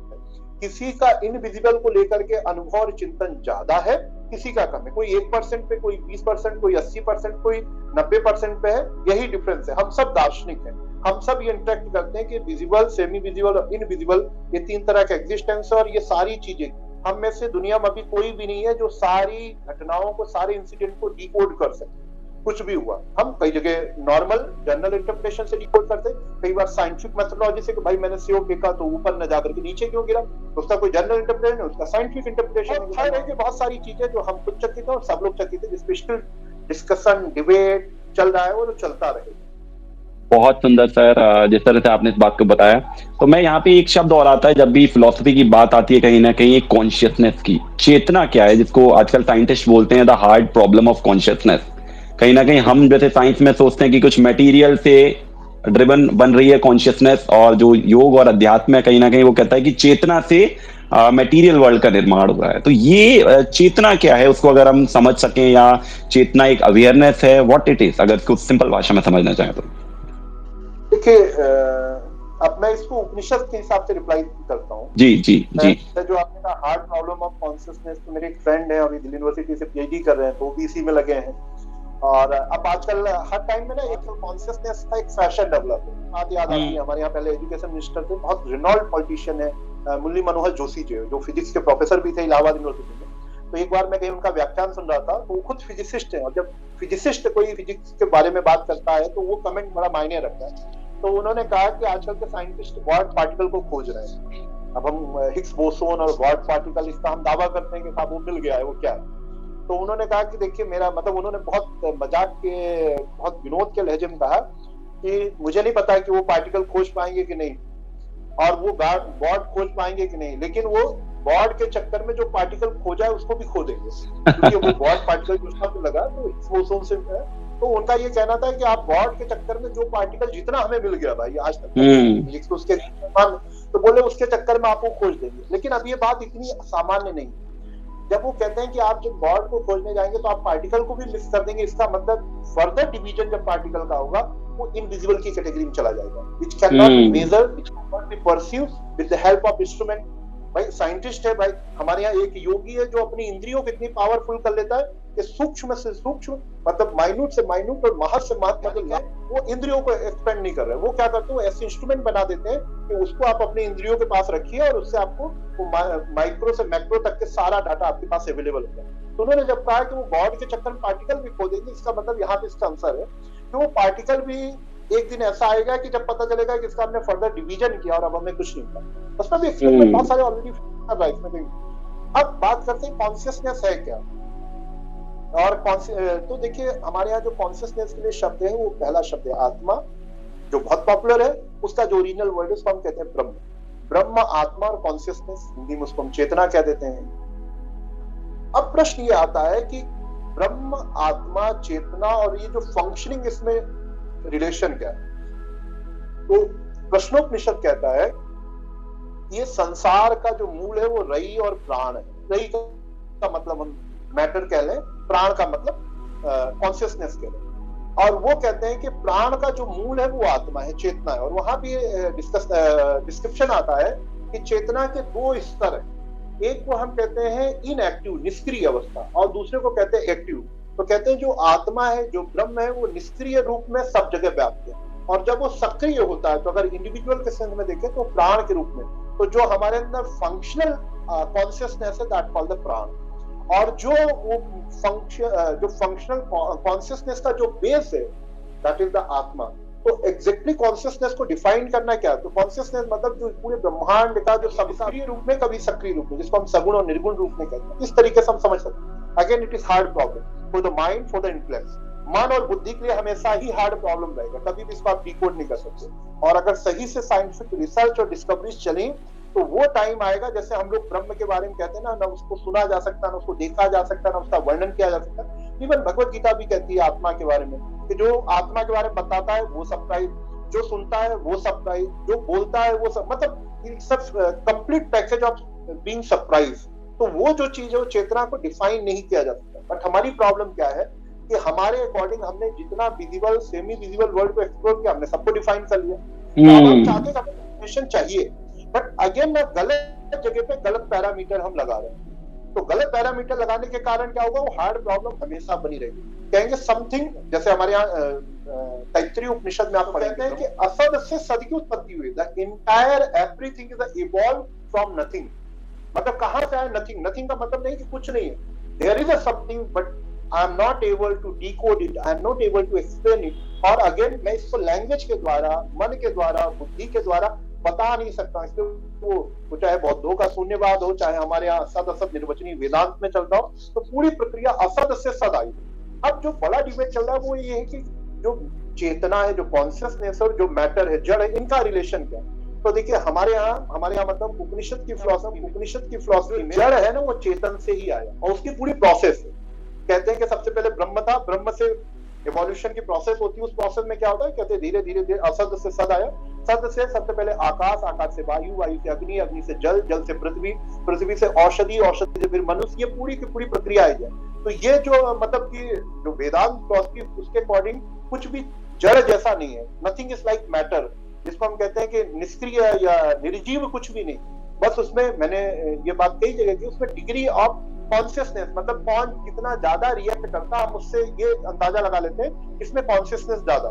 तो ये देखिए सबसे लोअर लेवल ऑफ कॉन्शियसनेस, हम इसको पाषाण का जगत, पत्थर, जिसमें बहुत कम, कोई रिएक्ट नहीं करता, लेकिन साइंस कहता है वो रिएक्ट करता है। उसमें भी इलेक्ट्रॉन, प्रोटॉन, न्यूट्रॉन जो है वो सारी की सारी प्रक्रियाएं चल रही सूक्ष्म रूप से। उसके आगे जाए तो प्लांट का जो जगत है वहां पे रिएक्ट हो रहा है, लेकिन कंपैरेटिवली कम हो रहा है। और आगे आए तो पशु का लेवल जो है वहां पे देखिए एक्ट, रिएक्ट, इंटरेक्ट सब कुछ। हम लोग टॉप पे बैठे हुए हैं, मनुष्य, वहां पे एक्शन, रिएक्शन, इंटरेक्शन का एक अलग डिग्री है। तो हम कंपेयर करते हैं, हमें लगता है इसमें कॉन्शियसनेस ज्यादा, इसमें कम है, हम एक अंदाजा है। और हमसे ऊपर कहते हैं जो महामानव, सुपर ह्यूमन, वो कहते हैं वो उस लेवल पे। तो ये सब स्तर पर डिग्री का डिफरेंस है। एक चीज, consciousness can not be defined, second it can not be measured, third it can not be explain, एक लेवल का। दूसरा, the essence of entire universe is a consciousness which is known as the Brahman और आत्मन।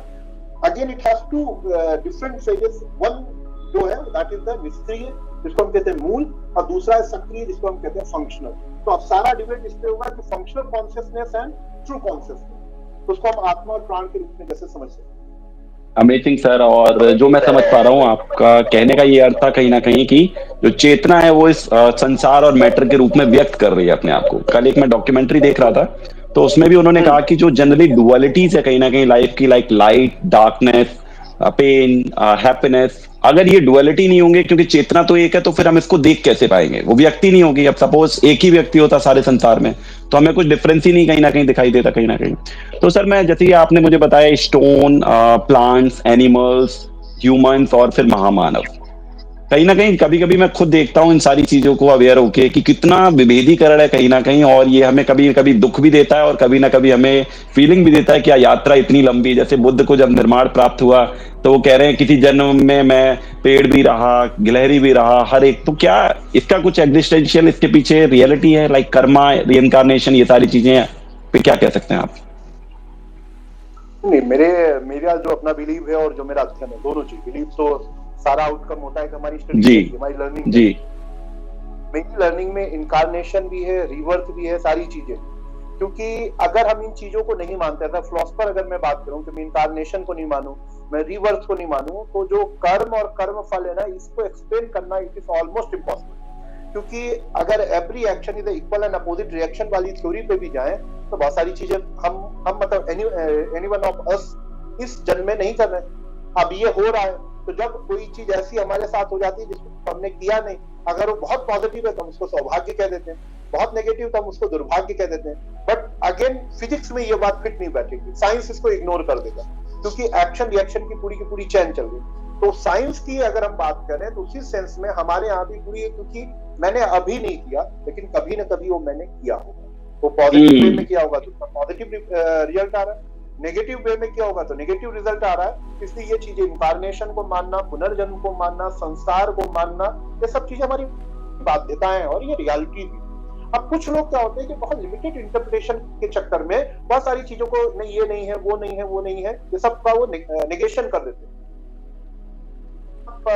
एक cosmic view या cosmic interpretation की बात करते हैं तो ये नेसेसिटी हो जाती है इन चीजों को बौद्धिक रूप से भी मानना और इनका एग्जिस्टेंस भी रियल में भी है।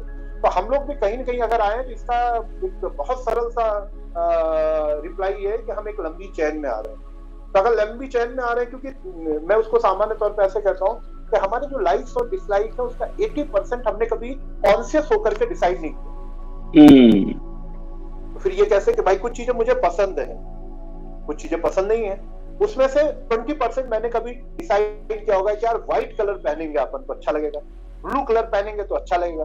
लेकिन 80% लगता है कि हमारी लाइफ और डिसलाइक का, और नेक्स्ट वो किसी से हमें ऑटोमेटिकली अटैचमेंट हो जाता, कोई चीज हमें ऑटोमेटिकली डिस्कम्फर्ट कर देती है, तो वो क्या, तो वो एक जन्म तो इसको साइंटिफिकली मानता है कि जो सभी, जो निर्विश समाधि का जो डिफरेंस है, तो कहते हैं जो सभी समाधि और संस्कार की समाधि, और संस्कार जब तक नष्ट नहीं होंगे, कॉन्शियसली उनको नष्ट नहीं किया जाएगा, तब तक हम निर्वीज तक नहीं जाएंगे। तो ये जर्नी एंड करना हमारे हाथ में कब से स्टार्ट हुई, ह्यूमन बीइंग के पहले तो हमारी अवेयरनेस उस लेवल की थी, किंगडम एनिमल में तो हमें क्या ही पता क्या चल रहा था।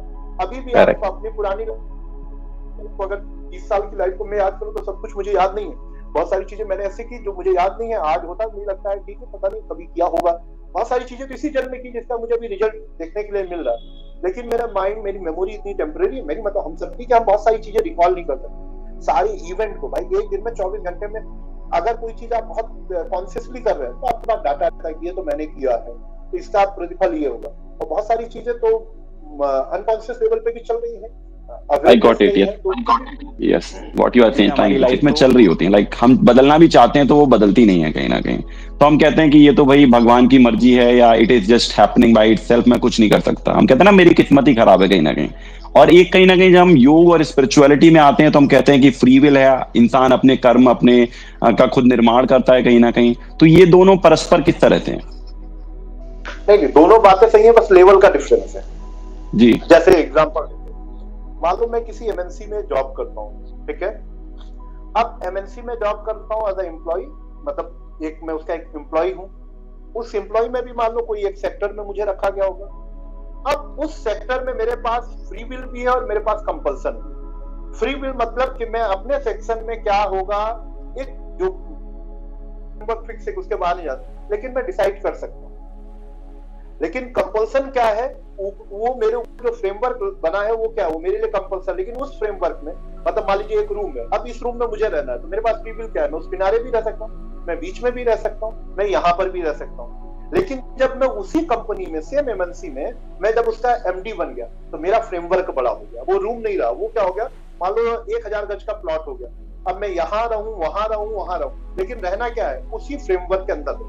अब आते हैं कि जो हम आज बड़ा डिस्कशन है कि मतलब जिसको हम कहते हैं फॉर्चून, मतलब भाग्य, सौभाग्य, दुर्भाग्य होता है कि नहीं होता, कर्मा इज एवरीथिंग और लक इज एवरीथिंग। तो कहते हैं कि दोनों चीजें। महर्षि पतंजलि का एक बहुत अच्छा वाक्य है, हेयम दुखम अनागतम, वन ऑफ द वंडरफुल। कहते हैं कि जो दुख अभी आपके जीवन में चल रहा है, just tolerate it, solve it. What you can control, जो भविष्य में आने वाला है, अनागतम, something which is not now present, तो कहते हैं उसको आप ठीक कर सकते हो। कैसे ठीक कर सकते हो, कि अभी आप उसके लिए कुछ मेजर अपना सकते हो। ये भाई आज पूरी इकोनॉमी इसी पे चलती है। अगर आपको बताओ इतने दिन बाद इसका रिसेशन आएगा, इतने दिन बाद इन्फ्लेशन आएगा, हम प्लानिंग करके, भगवान की मर्जी के बिना पत्ता भी नहीं हिलता, हम घबरा जाते हैं। पत्ता भी नहीं हिलता का मतलब क्या है, ताकि तो मेटाफर है, वो ऐसा नहीं कि बिल्कुल ऐसे मेटाफर है कि जितनी भी घटनाएं हैं ये सब क्या है, सब प्रीफिक्स है, मतलब वो एक सीक्वेंस में हो रही है। अगर ये हो गया, ये हो गया, ये हो गया, ये होना ही होना। तो वो क्या, अगर वो पेड़ लगा, पेड़ बड़ा हुआ, पत्ते सूखे तो पत्ते गिरेंगे, तो भगवान की मर्जी है पूरे के पूरे उसमें, लेकिन उसमें उसकी वो फ्रीडम तो है ही है। तो दोनों चीजें, कर्म भी है और भाग्य भी है। कर्म जैसे जैसे आपके संचित होते जाते हैं वैसे वैसे आपका भाग्य, मतलब कि हम अर्निंग करें या हमारी सेविंग में अगर माइनस में सेविंग है, तो इस जन्म में हम पॉजिटिव में अर्निंग करके भी क्या कर रहे हैं, हम सिर्फ उसको ईएमआई पे कर करके देख रहे हैं, हम काम इतना करें बस कुछ नहीं ना। अगर वही हमारी लास्ट वर्ष की, क्योंकि इस वर्ष का तो हमें पता चलता, लास्ट वर्ष के अगर पॉजिटिव में सेविंग है, थोड़ा बहुत काम करते हैं और हमारे पास अकाउंट में पैसे ही पैसा है, तो कुछ इसको हम इस तरह से डिकोड कर सकते हैं। अगेन ये बहुत बड़ा डिबेट है कि फ्री विल जैसी कोई चीज होती है या नहीं होती है, तो डेफिनेटली फ्री विल होती है। डेस्टिनी होती है कि नहीं होती है, दैट इज यस, हमारे लिए डेस्टिनी। और कहीं ना कहीं सर हम कह सकते हैं, यस, कहीं ना कहीं कह सकते हैं कि जितना हम अपने एक्शन को लेके कॉन्शियस हैं, उतनी हम अपनी डेस्टिनी को कहीं ना कहीं कंट्रोल कर रहे हैं, बशर्ते हमारे जो कर्म, जैसे आपने हेयम दुखम अनागतम की बात की कहीं ना कहीं, कि वो तो होना ही है कहीं ना कहीं। तो हम अगर अपने अभी के एक्शन को, जैसे कहते हैं बी इन प्रेजेंट मूवमेंट, की अभी आप कितने उपस्थित हो, कितने मौजूद हो, क्योंकि आज का एक्शन ही कहीं ना कहीं हमारे फ्यूचर को क्रिएट कर रहा है। तो हम ये कह सकते हैं सर। बिल्कुल बिल्कुल 100%। चलिए, बहुत सुंदर। इससे बस मैं जुड़ी हुई 2 पॉइंट और आपसे पूछूंगा, फिर हम अपने नेक्स्ट फेज की तरफ चलेंगे। एक कहीं ना ईगो का टर्म, और एक आता है कहीं ना कहीं हमारे संस्कार और वासना का टर्म। सो एक ईगो, किस तरह का हम अपना ईगो क्रिएट कर रहे हैं, और ईगो क्या है हमें थोड़ा सा ये समझाएं। ईगो क्या मैं वाला भाव वो नहीं है, और ईगो जो योग में अस्मिता का जो एक भाव कहा गया है कहीं ना कहीं, और दूसरा जो हमारी वासनाज होती हैं कहीं ना कहीं, जो हमारे संस्काराज होते हैं, हम किस तरह से अपने इस जन्म में नए संस्काराज बनाते हैं, और दूसरे जन्म में भी मैंने जैसे सुना है कि हम संस्काराज को ही कहीं ना कहीं कैरी फॉरवर्ड करते हैं। तो व्हाट इज दैट साइन? सबसे पहले तो ईगो को समझे तो देखिए, ईगो को लेकर के सामान्य तौर पे है कि I am only and I am the supreme, इस तरह के अगर थॉट है, और उसी थॉट पे जब हम एक्ट रिएक्ट इंटरेक्ट करते हैं तो उसको हम कहते हैं ये आदमी बहुत इगोइस्ट है, मेल फीमेल कुछ भी होगा। योग में ईगो का मतलब हम अस्मिता से लेते हैं, वहां अस्मिता अपने इस अनित्य स्वरूप को नित्य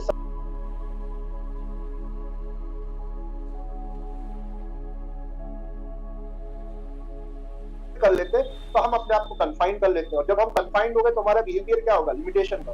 कोई हमें कहे कि सर आप यहाँ करके अभी बनारस जा सकते हो क्या, तो मैं कहूंगा यार बॉडी के साथ मैं नहीं जा सकता हूँ, लेकिन एरोप्लेन को इंस्ट्रूमेंट मिल जाए चला जाऊँ। जबकि फिजिकली इट इज पॉसिबल। अभी एक कुछ दिनों में मुझे लगता है कुछ नई चीजें आएंगी, हम लोग भी उसमें जुड़े हुए हैं, तो फिजिकली भी ये पॉसिबल है। लेकिन हमने लिमिटेशन कर दी कि बॉडी में साथ में जो ग्रेविटी के कारण ना वो फ्लाई नहीं कर सकती, ये नहीं कर सकती, वो नहीं कर सकती, बहुत सारी चीजें। तो ईगो का दो अर्थ हो गया। ईगो का अर्थ क्या है, तो देखिए सबसे पहले अगर हम वही जिसको हम अस्मिता कहते हैं, तो अपने आप को लिमिटेड कर देना ईगोइस्ट योग के। हाँ, व्हाट ट्रू सेंस। अब संस्कार वासना को लेकर के हमने देखा, जो आपने प्रश्न पूछा, इसको लेकर के देखिए बड़ा सरल सा उत्तर है कि जन्म से प्रत्येक व्यक्ति की कुछ मूलभूत प्रवृत्तियां होती हैं, उसमें हम कहते हैं कि संस्कार और वासना उसमें कारण। मतलब ये लगभग वैसे तो इसमें डिफरेंस है, लेकिन लगभग सिनोनिम में हम मान लेते हैं।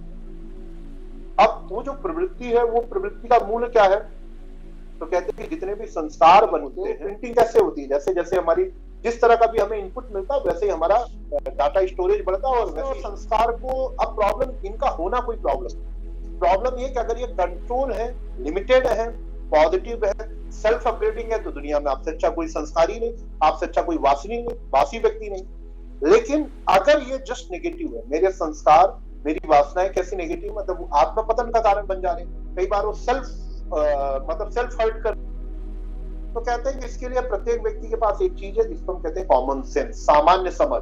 हर व्यक्ति के पास है, बाई बर्थ। अब वो कॉमन सेंस अगर बहुत ज्यादा हो जाती है तो वो सिक्स सेंस में हो जाती है, और वो कॉमन सेंस कब हो जाती है, उसको नॉनसेंस कैटेगरी के लोग मिल जाते हैं। एक बड़ा पॉपुलेशन, एक लार्ज सेक्शन, एक वॉल्यूम क्या है जिनके पास क्या है, कॉमन सेंस है, मतलब जितना सामान्य समझ है।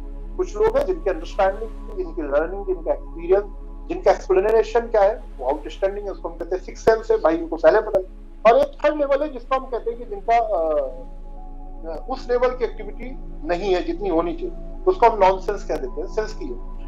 अब वासना और संस्कार को लेकर के हमारे यहाँ जो सबसे अच्छा है जिसको हम कहते हैं स्वाध्याय, कि आप रोज अपना सेल्फ एनालिसिस करें, और उस सेल्फ एनालिसिस में अगर लगता है कि आप जो नेचुरली बिहेव कर रहे हैं, एक होता है इंटेंसली बिहेव करना, जैसे आज के मेरा था कि इंटेंसली मैं आशीष के साथ लाइव कनेक्ट होगा, तो ये क्या था, ये नेचुरल नहीं था, ये इंटेंसली था, इट वाज प्लान्ड एक्शन। हमने प्लान किया लंबे समय में, फिर आगे नेचुरली कर रहे हैं कि मतलब उसमें हमने कुछ भी नहीं। तो अपने जो नेचुरली हो रहा है उसका जो कारण है वो पहले का अभ्यास है, जो संस्कार और वासना के रूप में अगर हम अपने आप को ऑब्जर्व करें, जो बाद में कहीं माइंडफुलनेस और ये सारी चीजें बड़ी उससे करेक्ट हो जाती हैं, तो उस सेंस में अगर हम देखने जाए तो वहां पर हमें पता चलता है कि हम उनको करेक्ट कर लें, क्योंकि पता चलेगा वो जो नेचुरल एक्शन मेरा हुआ, अगर मैं थोड़ी अवेयरनेस लाता तो उसको और अच्छा कर सकता था, पॉजिटिव नेगेटिव दोनों सेंस में। तो मुझे लगता है कि स्वाध्याय की, और फिर इसके लिए टाइम देना पड़ेगा। जैसे हम लोग सामान्य समझे जो फिजियोलॉजिकली कहते हैं कि लगभग 11 मंथ में पूरी बॉडी सारी के सारा चेंज हो जाती है, तो लगभग अगर आप 1 साल तक, 1 संवत्सर तक कोई अलग तरह के एनवायरनमेंट में रहते हैं, अलग तरह के अभ्यास में रहते हैं, तो आपकी वासना संस्कार दोनों बिल्कुल ड्रास्टिकली चेंज हो जाएंगे, वो पॉजिटिव मैनर में भी और नेगेटिव मैनर में। लेकिन शुरू में बहुत विघ्न आएगी, शुरू में बहुत बाधा आएगी। जैसे मैं बताऊं आपको एक एग्जांपल, मान लो किसी दिन हमारी अच्छी नींद रात में, या हमारा स्लीप ड्यूरेशन अच्छा नहीं रहा, 7-8 घंटे नहीं सोए, किसी कारण से 3-4 घंटे सोए, तो अब उस दिन आप थोड़े से ज्यादा एग्रेसिव रहते हैं सामान्य तौर पे, क्योंकि माइंड के अंदर करने से पहले हमारे पास बैलेंसिंग के, बॉडी रिपेयर नहीं हुई है, बॉडी रिजुविनेट नहीं हुई, इसलिए बॉडी उस तरह से रिएक्ट नहीं कर रही। अब क्या होता है, कुछ दिन एग्रेसिव होकर के हमारे पास शाम को 2 तरह के कंक्लूजन है कि यार मेरा तो नेचर ही ऐसा बन गया, मैं तो एग्रेसिव लग रहा, मैं दिन भर स्लीपरी रहता हूँ। दूसरा है कि आपको पता है कुछ नहीं, ये थोड़ा नींद सही नहीं हुई ना, इसके आज सोऊंगा कल से ठीक हो जाएंगे। तो जब आपको पता है कि ये किसके कारण हो रहा, रूट क्या है इसका, तो रूट ये कि मेरी डिस्टर्ब स्लीप के कारण ही हो। सॉल्यूशन क्या है, आज अच्छे सो जाओ, कल देखेंगे, फिर आप नॉर्मल। तो एक होता है उसको अपना स्वरूप मान लेना, नहीं मेरा तो स्वभाव ही ऐसा।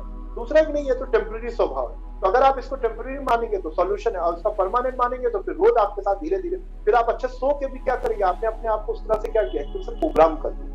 तो वासना और संस्कार को लेकर तो इसमें साइकोलॉजी में बहुत डीप एनालिसिस है, मास्टरी इसको एनालाइज किया और उससे एक अच्छी अंडरस्टैंडिंग बनाई जा सकती है, उसको करेक्ट किया जा सकता है। द वे इज ओनली कि आप सेल्फ असेसमेंट पर डे करें, दैट्स ऑल। बहुत सुंदर। हाँ, यस, 1% एक दिन में नहीं, लेकिन एक बिलीव है, जैसे मैंने कहा ना, बिलीव है कि कल से मेरा मूड ठीक हो जाएगा, सो जाऊंगा, बिलीव होने पे ठीक होता है। बहुत सुंदर सर, आपने बहुत सिंपली बोला कि एक स्वाध्याय हम डेली करेंगे तो हम कहीं ना कहीं अपनी वासना को लेके अवेयर हो सकते हैं। सो नेक्स्ट सर, बहुत फनी सा सवाल है ये कहीं ना कहीं, और जैसे कि अभी हमने इतनी बातें की, कहीं ना कहीं कुछ डीप थी, कुछ बहुत ही ज्यादा डीप थी। तो इस डेप्थ में भी होते हुए कहीं ना कहीं मैं आपका एक देख रहा था प्रोफाइल, आप अपने एक व्यक्तित्व को हम ह्यूमरस कैसे रख सकते हैं। जैसे एक मैं मिला था ऐसे ऐसा में सर, एक वहां पे एनवी रघुराम जी, तो he is all the time like talking so deep but still keeping himself in humour. तो उसी तरह जैसे मैंने एक आपका फिर से प्रोफाइल देखा, तो वहां पे आप लिखते हैं कि बहुत दिनों बाद बैट बॉल खेलने का मौका मिला और आज डबल सेंचुरी बनाने से चूक गया, सिर्फ 198 रन से।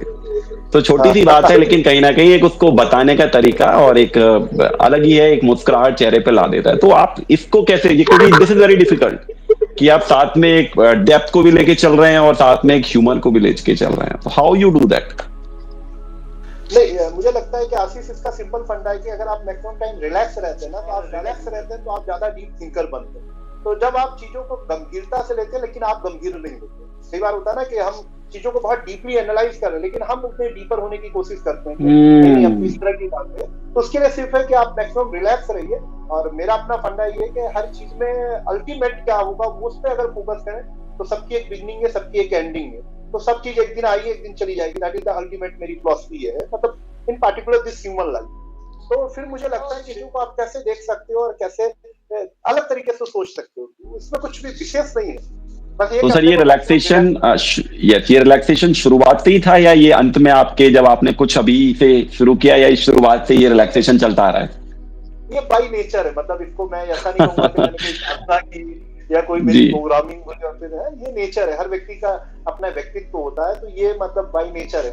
और मैं अपने व्यक्तिगत फ्रेंड सर्कल में तो बहुत ज्यादा इनफॉर्मल रहता हूँ। इवन क्लास में भी आपने मुझे कभी, मुझे नहीं लगता कि मैं ज्यादा फॉर्मल होता हूँ। जब मैं, अगर आप कई बार पढ़ाते पढ़ाते चीज उतनी डीप हो जाती है कि वो डिमांड हो जाती है, अदरवाइज मुझे लगता है कि जस्ट बी फनी। तो फनी होने से लाइफ में बहुत सारी चीजें सॉल्व हो जाती है। लेकिन फनी का मतलब इनडिसिप्लिन नहीं है, फनी का मतलब नेगेटिव नहीं है, फनी का मतलब आप एक तरह से ये कहिए कि आप डिस्ट्रक्टिव नहीं है। फनी का मतलब in the positive sense. True. So next question is also for you with the same, कि एज आप ऑलरेडी एक असिस्टेंट प्रोफेसर हैं, एक अपने ज्ञान को स्टूडेंट्स तक पहुंचाते हैं कहीं ना कहीं।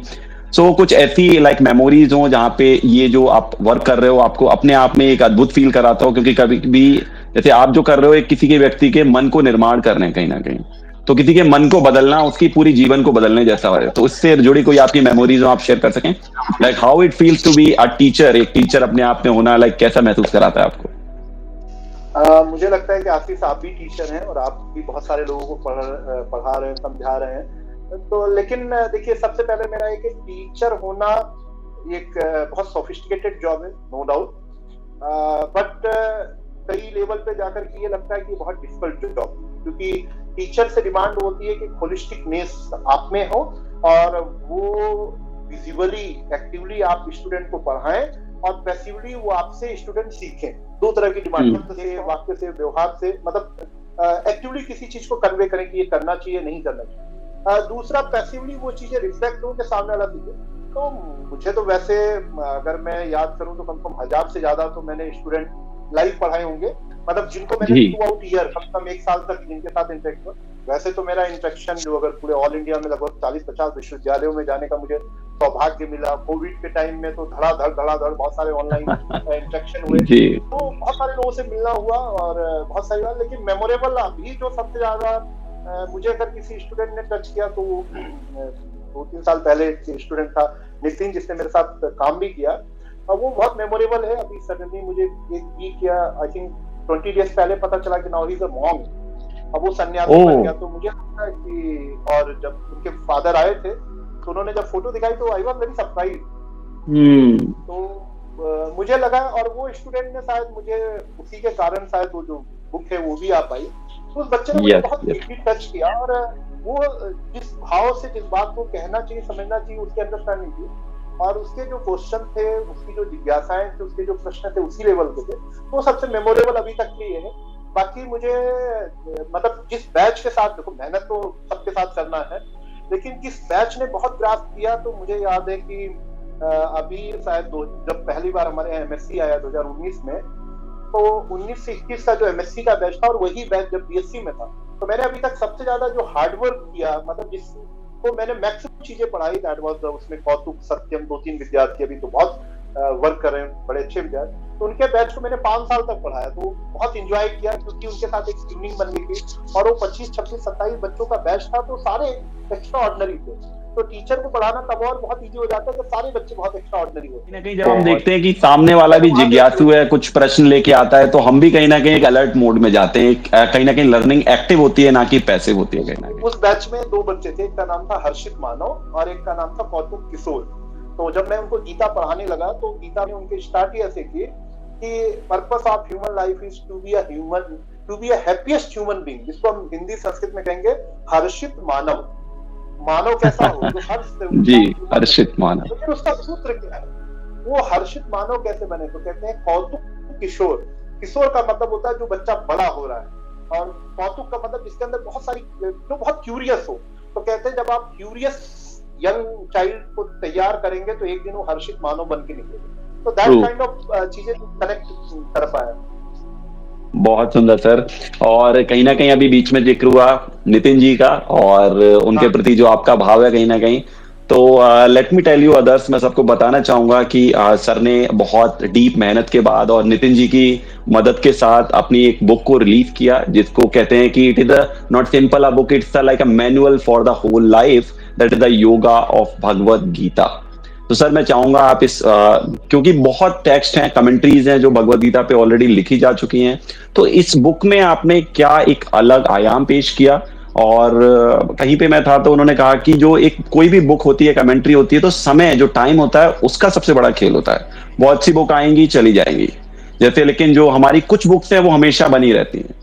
तो इस बुक में क्या इतना इंपॉर्टेंट है और क्या नया है, आप उसको थोड़ा विस्तार से बताएं। और अगर आपके पास वो बुक है तो please can you show that book to us, so we will feel great about it. Yes sir. सबसे पहले तो देखो, इस बुक की बात करते हैं तो नितिन का अगर हम जिक्र ना करें तो अधूरा है, मैंने पहले ही कहा। तो मुझे लगता है कि ये बुक मैंने नहीं लिखी है, शायद बुक नितिन की। जो इसमें नॉलेज, जो मैंने ज्ञान दिया, वो तो मैं पिछले 10 साल से एमडीएनवाई में ऑलमोस्ट मतलब 80% चीजें वही पढ़ा रहा हूँ। लेकिन उसमें से कोई बच्चा होता है जो इंस्पायर होता है और जो आपको इंस्पायर करता है, क्यों ना सर इस पे बुक आई, तो फिर उसने कुछ मुझे डिजाइन बनाए, वो चीजें दिखाई, तो मुझे लगा कि बात मतलब मुझे जची कि ये किताब अब आनी चाहिए। अब बात करते हैं इसकी यूनिकनेस की, तो सबसे पहले यूनिकनेस तो ये है कि एक ऐसी बुक की डिमांड थी योगा कम्युनिटी में जो गीता में योग को हाईलाइट करे, बट बहुत सिंप्लीफाइड मैनर में और बहुत डिटेल्ड, क्योंकि गीता योग शास्त्र है लेकिन 700 श्लोक में योग शास्त्र की चर्चा नहीं। दूसरा, गीता के श्लोक जिस सीक्वेंस है ना, अगर आप उसी सीक्वेंस से पढ़ेंगे तो कई बार बहुत डिफिकल्ट हो जाता है उसको समझने के लिए, कि मतलब प्रश्न अर्जुन ने कहीं पूछा होगा और सॉल्यूशन कहीं और मिला जाकर के। जी जी। तो मैंने अपने टीचरों से, अपने गुरुओं से जो भी सीखा था, उसमें सीखा कैसे इसको मतलब रीसीक्वेंस करने के बाद एक गीता का एक सामान्य अर्थ आ जाता है। जो कि आज तक कोई भी ऐसी योगा को फोकस में रख करके, मतलब जिसमें सिर्फ योग को एक्सप्लोर किया गया गीता पे, वैसी कोई बुक नहीं थी। उस पे मैंने काम किया। हालांकि अगर आप मार्केट में जाएंगे, उस पे मैंने काम किया। हालांकि अगर आप मार्केट में जाएंगे तो आप yoga Bhagavad Gita already available, but again वो एक बहुत डिटेल डीप शास्त्र में चली जाती है, तो वो बुक है में अवेलेबल है। लेकिन वो इतनी डिटेल में किताब है कि जो हमारे यहाँ मतलब जो एक आम आदमी है और जो स्टूडेंट है उनके लिए वो डायरेक्टली उतनी रिलेवेंट। यस, उन्होंने उसमें लिखा भी है सर कि जैसे जो क्रिया योगी हैं उनके लिए वो स्पेशली लिखी गई, जो क्रिया योग का लाइक जो फॉलोअर करते हैं लाइफ में। यस बिल्कुल। तो पहला चीज।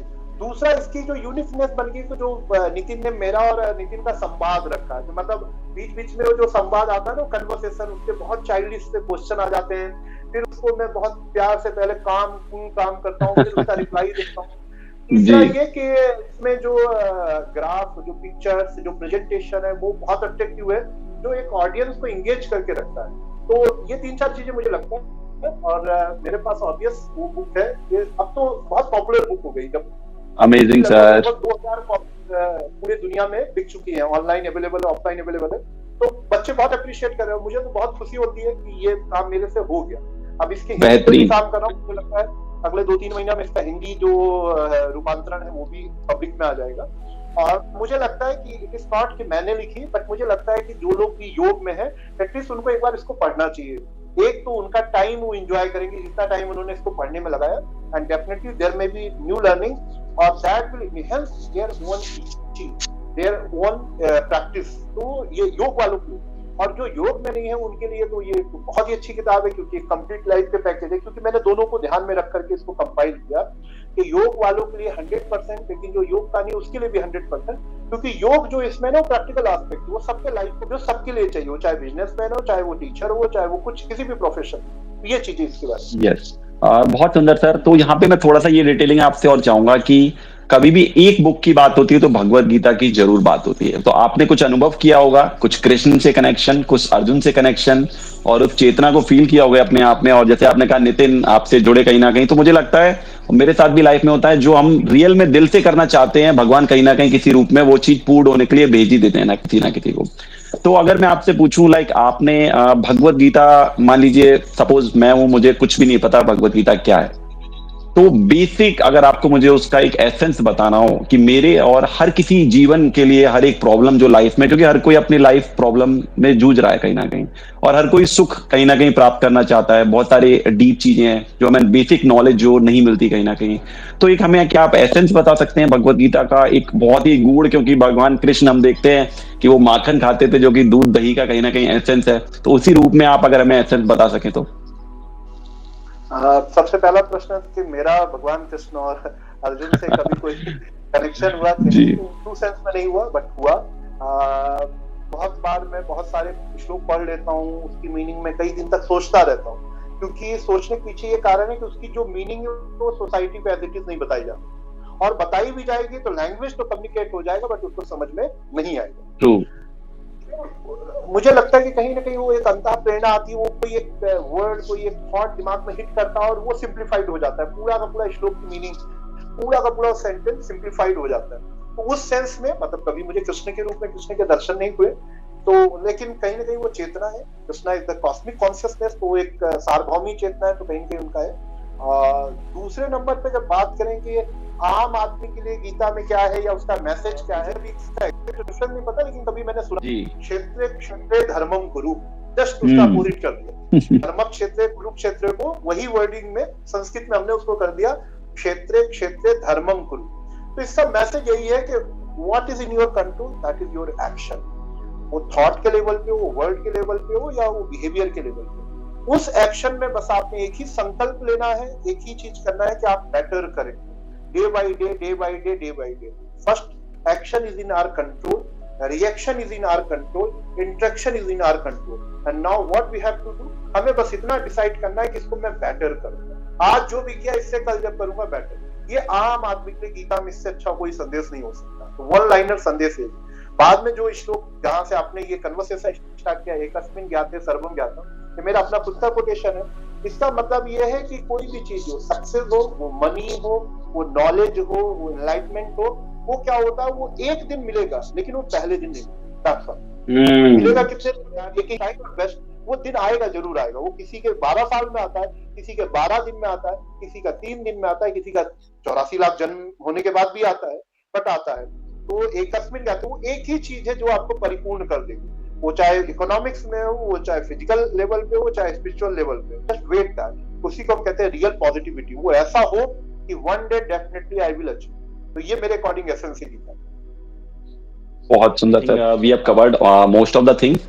सो हम एक डिटेल पॉडकास्ट बनाएंगे जो कि भगवत गीता पे डिटेल्ड होगा आगे जाके, कभी अगर मौका देते हैं सर तो मैं यहाँ पे कुछ क्वेश्चन सर से जुड़े, यस सर, सिंपल क्वेश्चन जानना चाहूंगा। जैसे कि कुछ ऐसे 3 शख्स जिन्होंने आपके जीवन को बहुत प्रभावित किया हो, और आप चाहें कि अगर आपने ये एक्सपीरियंस को एंजॉय किया हो तो उनको भी अगर मैं पॉडकास्ट पे बुलाना चाहूँ, तो what are those 3 peoples whom I can connect? Podcast पे आ पाएंगे कि नहीं, जिनसे मैं ज्यादा प्रभावित हूँ। First is Adi Shankaracharya, second is Vivekananda, third is Radha Krishnan. All three are not available, but present time में मैं जिनसे बहुत ज्यादा प्रभावित हुआ, जिन्होंने मुझे मतलब एक समग्र बनाने में प्रयास किया, former director of Morarji Desai national institute of yoga, doctor IB Basava Reddy sir. उन्होंने मतलब he was never formal teacher, for me, but उन्होंने मेरे व्यक्तित्व को, मेरे नॉलेज को, मेरे से मिलता हूँ तो किसी की योगा फिलॉसफी बहुत अच्छी है बट उनकी प्रैक्टिस उतनी, किसी की प्रैक्टिस अच्छी है तो उनकी वो योगा की उस तरह की नॉलेज नहीं। तो बासवा रेड्डी सर वो व्यक्ति हैं जिसमें वो तीनों वो उस लेवल पे जाकर के एक्सपीरियंस करके वो बात करते हैं। तो मुझे लगता है कि वो व्यक्ति आपके पॉडकास्ट पे जरूर आना चाहिए।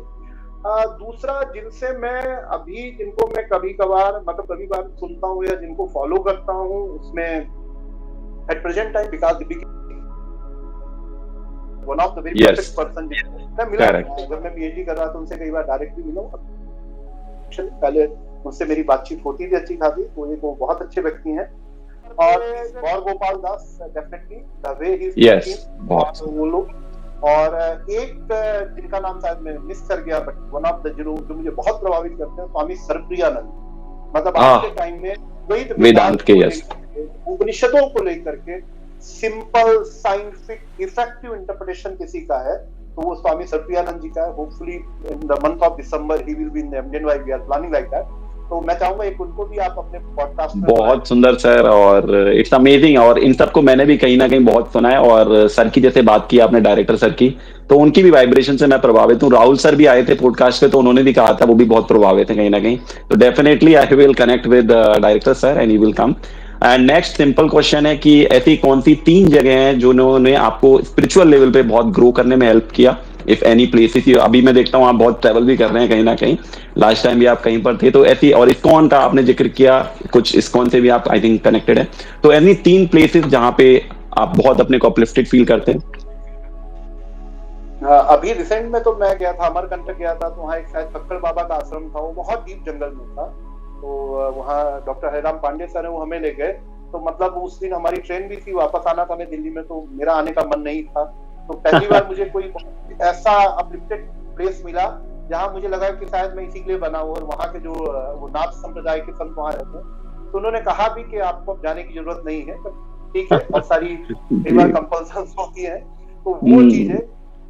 दूसरा मुझे जो बहुत पीसफुल जगह लगी दैट इज अक्षरधाम मंदिर, जहाँ मतलब मुझे लगता है कि level of energy is very up. And third definitely that is the ISKCON temple, उसमें कहीं कोई डाउट। वंडरफुल।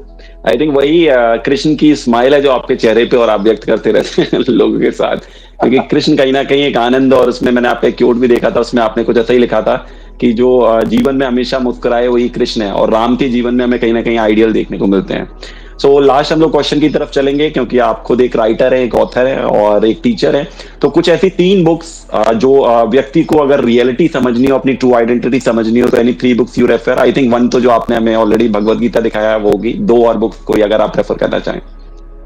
एक मैं विनोबा भावे जी का जो गीता प्रवचन है वो सबको रिकमेंड करता हूँ, ये सबको पढ़ना चाहिए। One of the amazing lecture, writing, जो भी कह लीजिए, आज वो बुक के फॉर्म में अवेलेबल है। और अगर एक किताब जो कि बहुत बड़ी है लेकिन मेरे according one of the best book available है, दैट इज द योग वासिष्ठ। योग वासिष्ठ तो कई वॉल्यूम में है, बट उसमें राम की स्टोरी, और राम की स्टोरी से ज्यादा उसमें लाइफ को कैसे एनालाइज किया गया, मतलब उतनी डीपर फिलॉसफी मैंने आज तक नहीं। तो ये 2 बुक डेफिनेटली। और उसके बाद जो बुक्स मैंने पढ़ी उसमें बहुत सारा लिटरेचर पढ़ा है। एक अल्केमिस्ट को भी मैं अप्रिशिएट करता हूं। Amazing, amazing. तो सर आपने इस आंसर के साथ मुझे 2 वर्क और दे दिए। एक हम योग वशिष्ठ के ऊपर डेफिनेटली कुछ क्रिएट करेंगे, और फाइनल हम चलते हैं कि let's go for any final words you want to share. एक फाइनल आपका क्या मैसेज है, जो भी आपको देख रहे हैं, सुन रहे हैं, सवाल तो बहुत हैं और अंतहीन सवाल है कहीं ना कहीं, तो फाइनल वर्ड्स, फाइनल कुछ message you want to share from your heart. Okay, तो be relax in each and every situation, be positive and try your best in any scenario, in any situation. ये मेरा अपना message. वैसे sir ये आपने बहुत बड़ी चीज मांग ली है, तब तो डिफिकल्ट है आजकल ये होना, भी रिलैक्स होना कहीं ना कहीं। बहुत सुंदर। मेरे लिए सर कोई सुझाव, लाइक आई होप आपने इस सेशन को एंजॉय किया। आपने बोला रिलैक्सेशन ही कहीं ना कहीं स्वभाव है, और कहीं से ऐसा थकान मुझे महसूस नहीं हुई, आई होप आपको भी नहीं हुई होगी। 1.5 घंटे से हमने बात की कहीं ना कहीं। So any suggestion for me for Anand Yatra? मुझे तो लगता है कि सबसे पहले आशीष जी आपको धन्यवाद देना चाहिए कि आपने आनंद यात्रा कम से कम इस शब्द का चयन किया, क्योंकि शब्द हमें कहीं न कहीं प्रेरणा देते हैं। तो मुझे आपका ये जो वर्ड है ये बहुत अट्रैक्टिव लगा, और लोग कहीं न कहीं इसके लिए प्रयास करेंगे। अगेन वो डिग्री का डिफरेंस, कोई 1% करेगा, कोई 100% करेगा। और मुझे लगता है सजेशन सबसे पहले ये कि इसको कंटिन्यू करें और अच्छे अच्छे स्पीकर्स को बुलाएं, उनसे इंटरेक्ट करें, और अब पर्सन के साथ साथ आप फिर धीरे धीरे टॉपिक बेस्ड डिस्कशन पे भी, वो जिसको हम कह सकते हैं पैनल डिस्कशन, जिसमें 2-3 एक्सपर्ट्स हो, आचार्य हो, उसको भी आप बात करें। और मेरी सारी बेस्ट विशेष आपके साथ हैं, और as a student I appreciate कि आप बहुत सिंसियर डिसिप्लिन स्टूडेंट थे, और अभी भी आप बहुत अच्छा काम कर रहे हैं। इसलिए जब आपने मुझे अप्रोच किया कि सर हमें ऐसा करना, तो आई वाज हैप्पी कि चलो फिर से आशीष से कनेक्ट होने का मौका मिलेगा। थैंक यू सर, और आई होप आपने प्रश्न तो तब भी रहते थे क्लास में, तब भी आपने बड़ी सुंदरता से उत्तर दिए, और आज तो मैं क्या ही कहूँ, बहुत अच्छी फीलिंग। अगर मैं एक विस्तार में बोलूं तो हमने शुरुआत आपकी आनंद यात्रा से की, और आपसे रिलेटेड कुछ तथ्यों से की। कैसे आपने हमें कर्मयोग की यात्रा पे आप लेके गए, कर्म की थ्योरी को बताया आपने अपनी यात्रा को, कि कैसे आप गुरुकुल से जेएनयू तक की आपकी यात्रा रही, कैसे आपने दोनों को कोऑर्डिनेट किया, जो आपकी लाइफ में एक डिसिप्लिन का, गुरुकुल में आपने डिसिप्लिन सीखा, समझा, उसको आपने जेएनयू की लाइफ में अपने को प्योर रखा, उस चीज को फिर लाइफ में आगे बढ़ते हुए मोरारजी की आपकी यात्रा एक बहुत ही सुंदर है। और एक बोलने की एक है अपने शब्दों को सही रूप में एक में और एक संक्षिप्त में बताने की, और फिर आप हमें फिलॉसफी क्या है, संस्कृत को आपने विस्तार में बताया सुंदरता से, हम कैसे वो दीक्षा कोर्स के थ्रू संस्कृत को सिंपल भाषा में सीख सकते हैं, और जो आपने 4 to 5 लेवल्स ऑनलाइन और 10 डेज का जो स्पेशल प्रोग्राम के बारे में आपने बताया, तो इनके थ्रू हम, और फिर फाइनली जो आपका नितिन के साथ आपको इफेक्ट किया, और नितिन जी का नाम लेते ही चेहरे पे मुस्कान आ जाती है, ये बताता है कि नितिन की क्या जगह है आपके हृदय में। और फिर आपने हमें अपनी भगवत गीता की जो बुक है उसका सार बताया कि बेटर होते जाएं हर दिन, is a basic secret for life. So I hope sir आपने एंजॉय किया होगा, and everyone have also enjoyed this same a beautiful podcast with Dr. Arpit Kumar Dubey sir, and you can share this podcast with everyone else so that their mind can be healed by enlightening conversation taken by us sir. And you can check out this podcast also on Spotify after 24 hours of the release. So thank you so much for connecting, thank you so much for your energy and effort. Thank you sir. Thank you Ashish, thank you, my best wishes Aditi. Thank you, namaste. Thank you sir. By Ashish, who has a deep desire to connect with people, to converse with people on their journey of yoga in search of bliss and their life transforming story.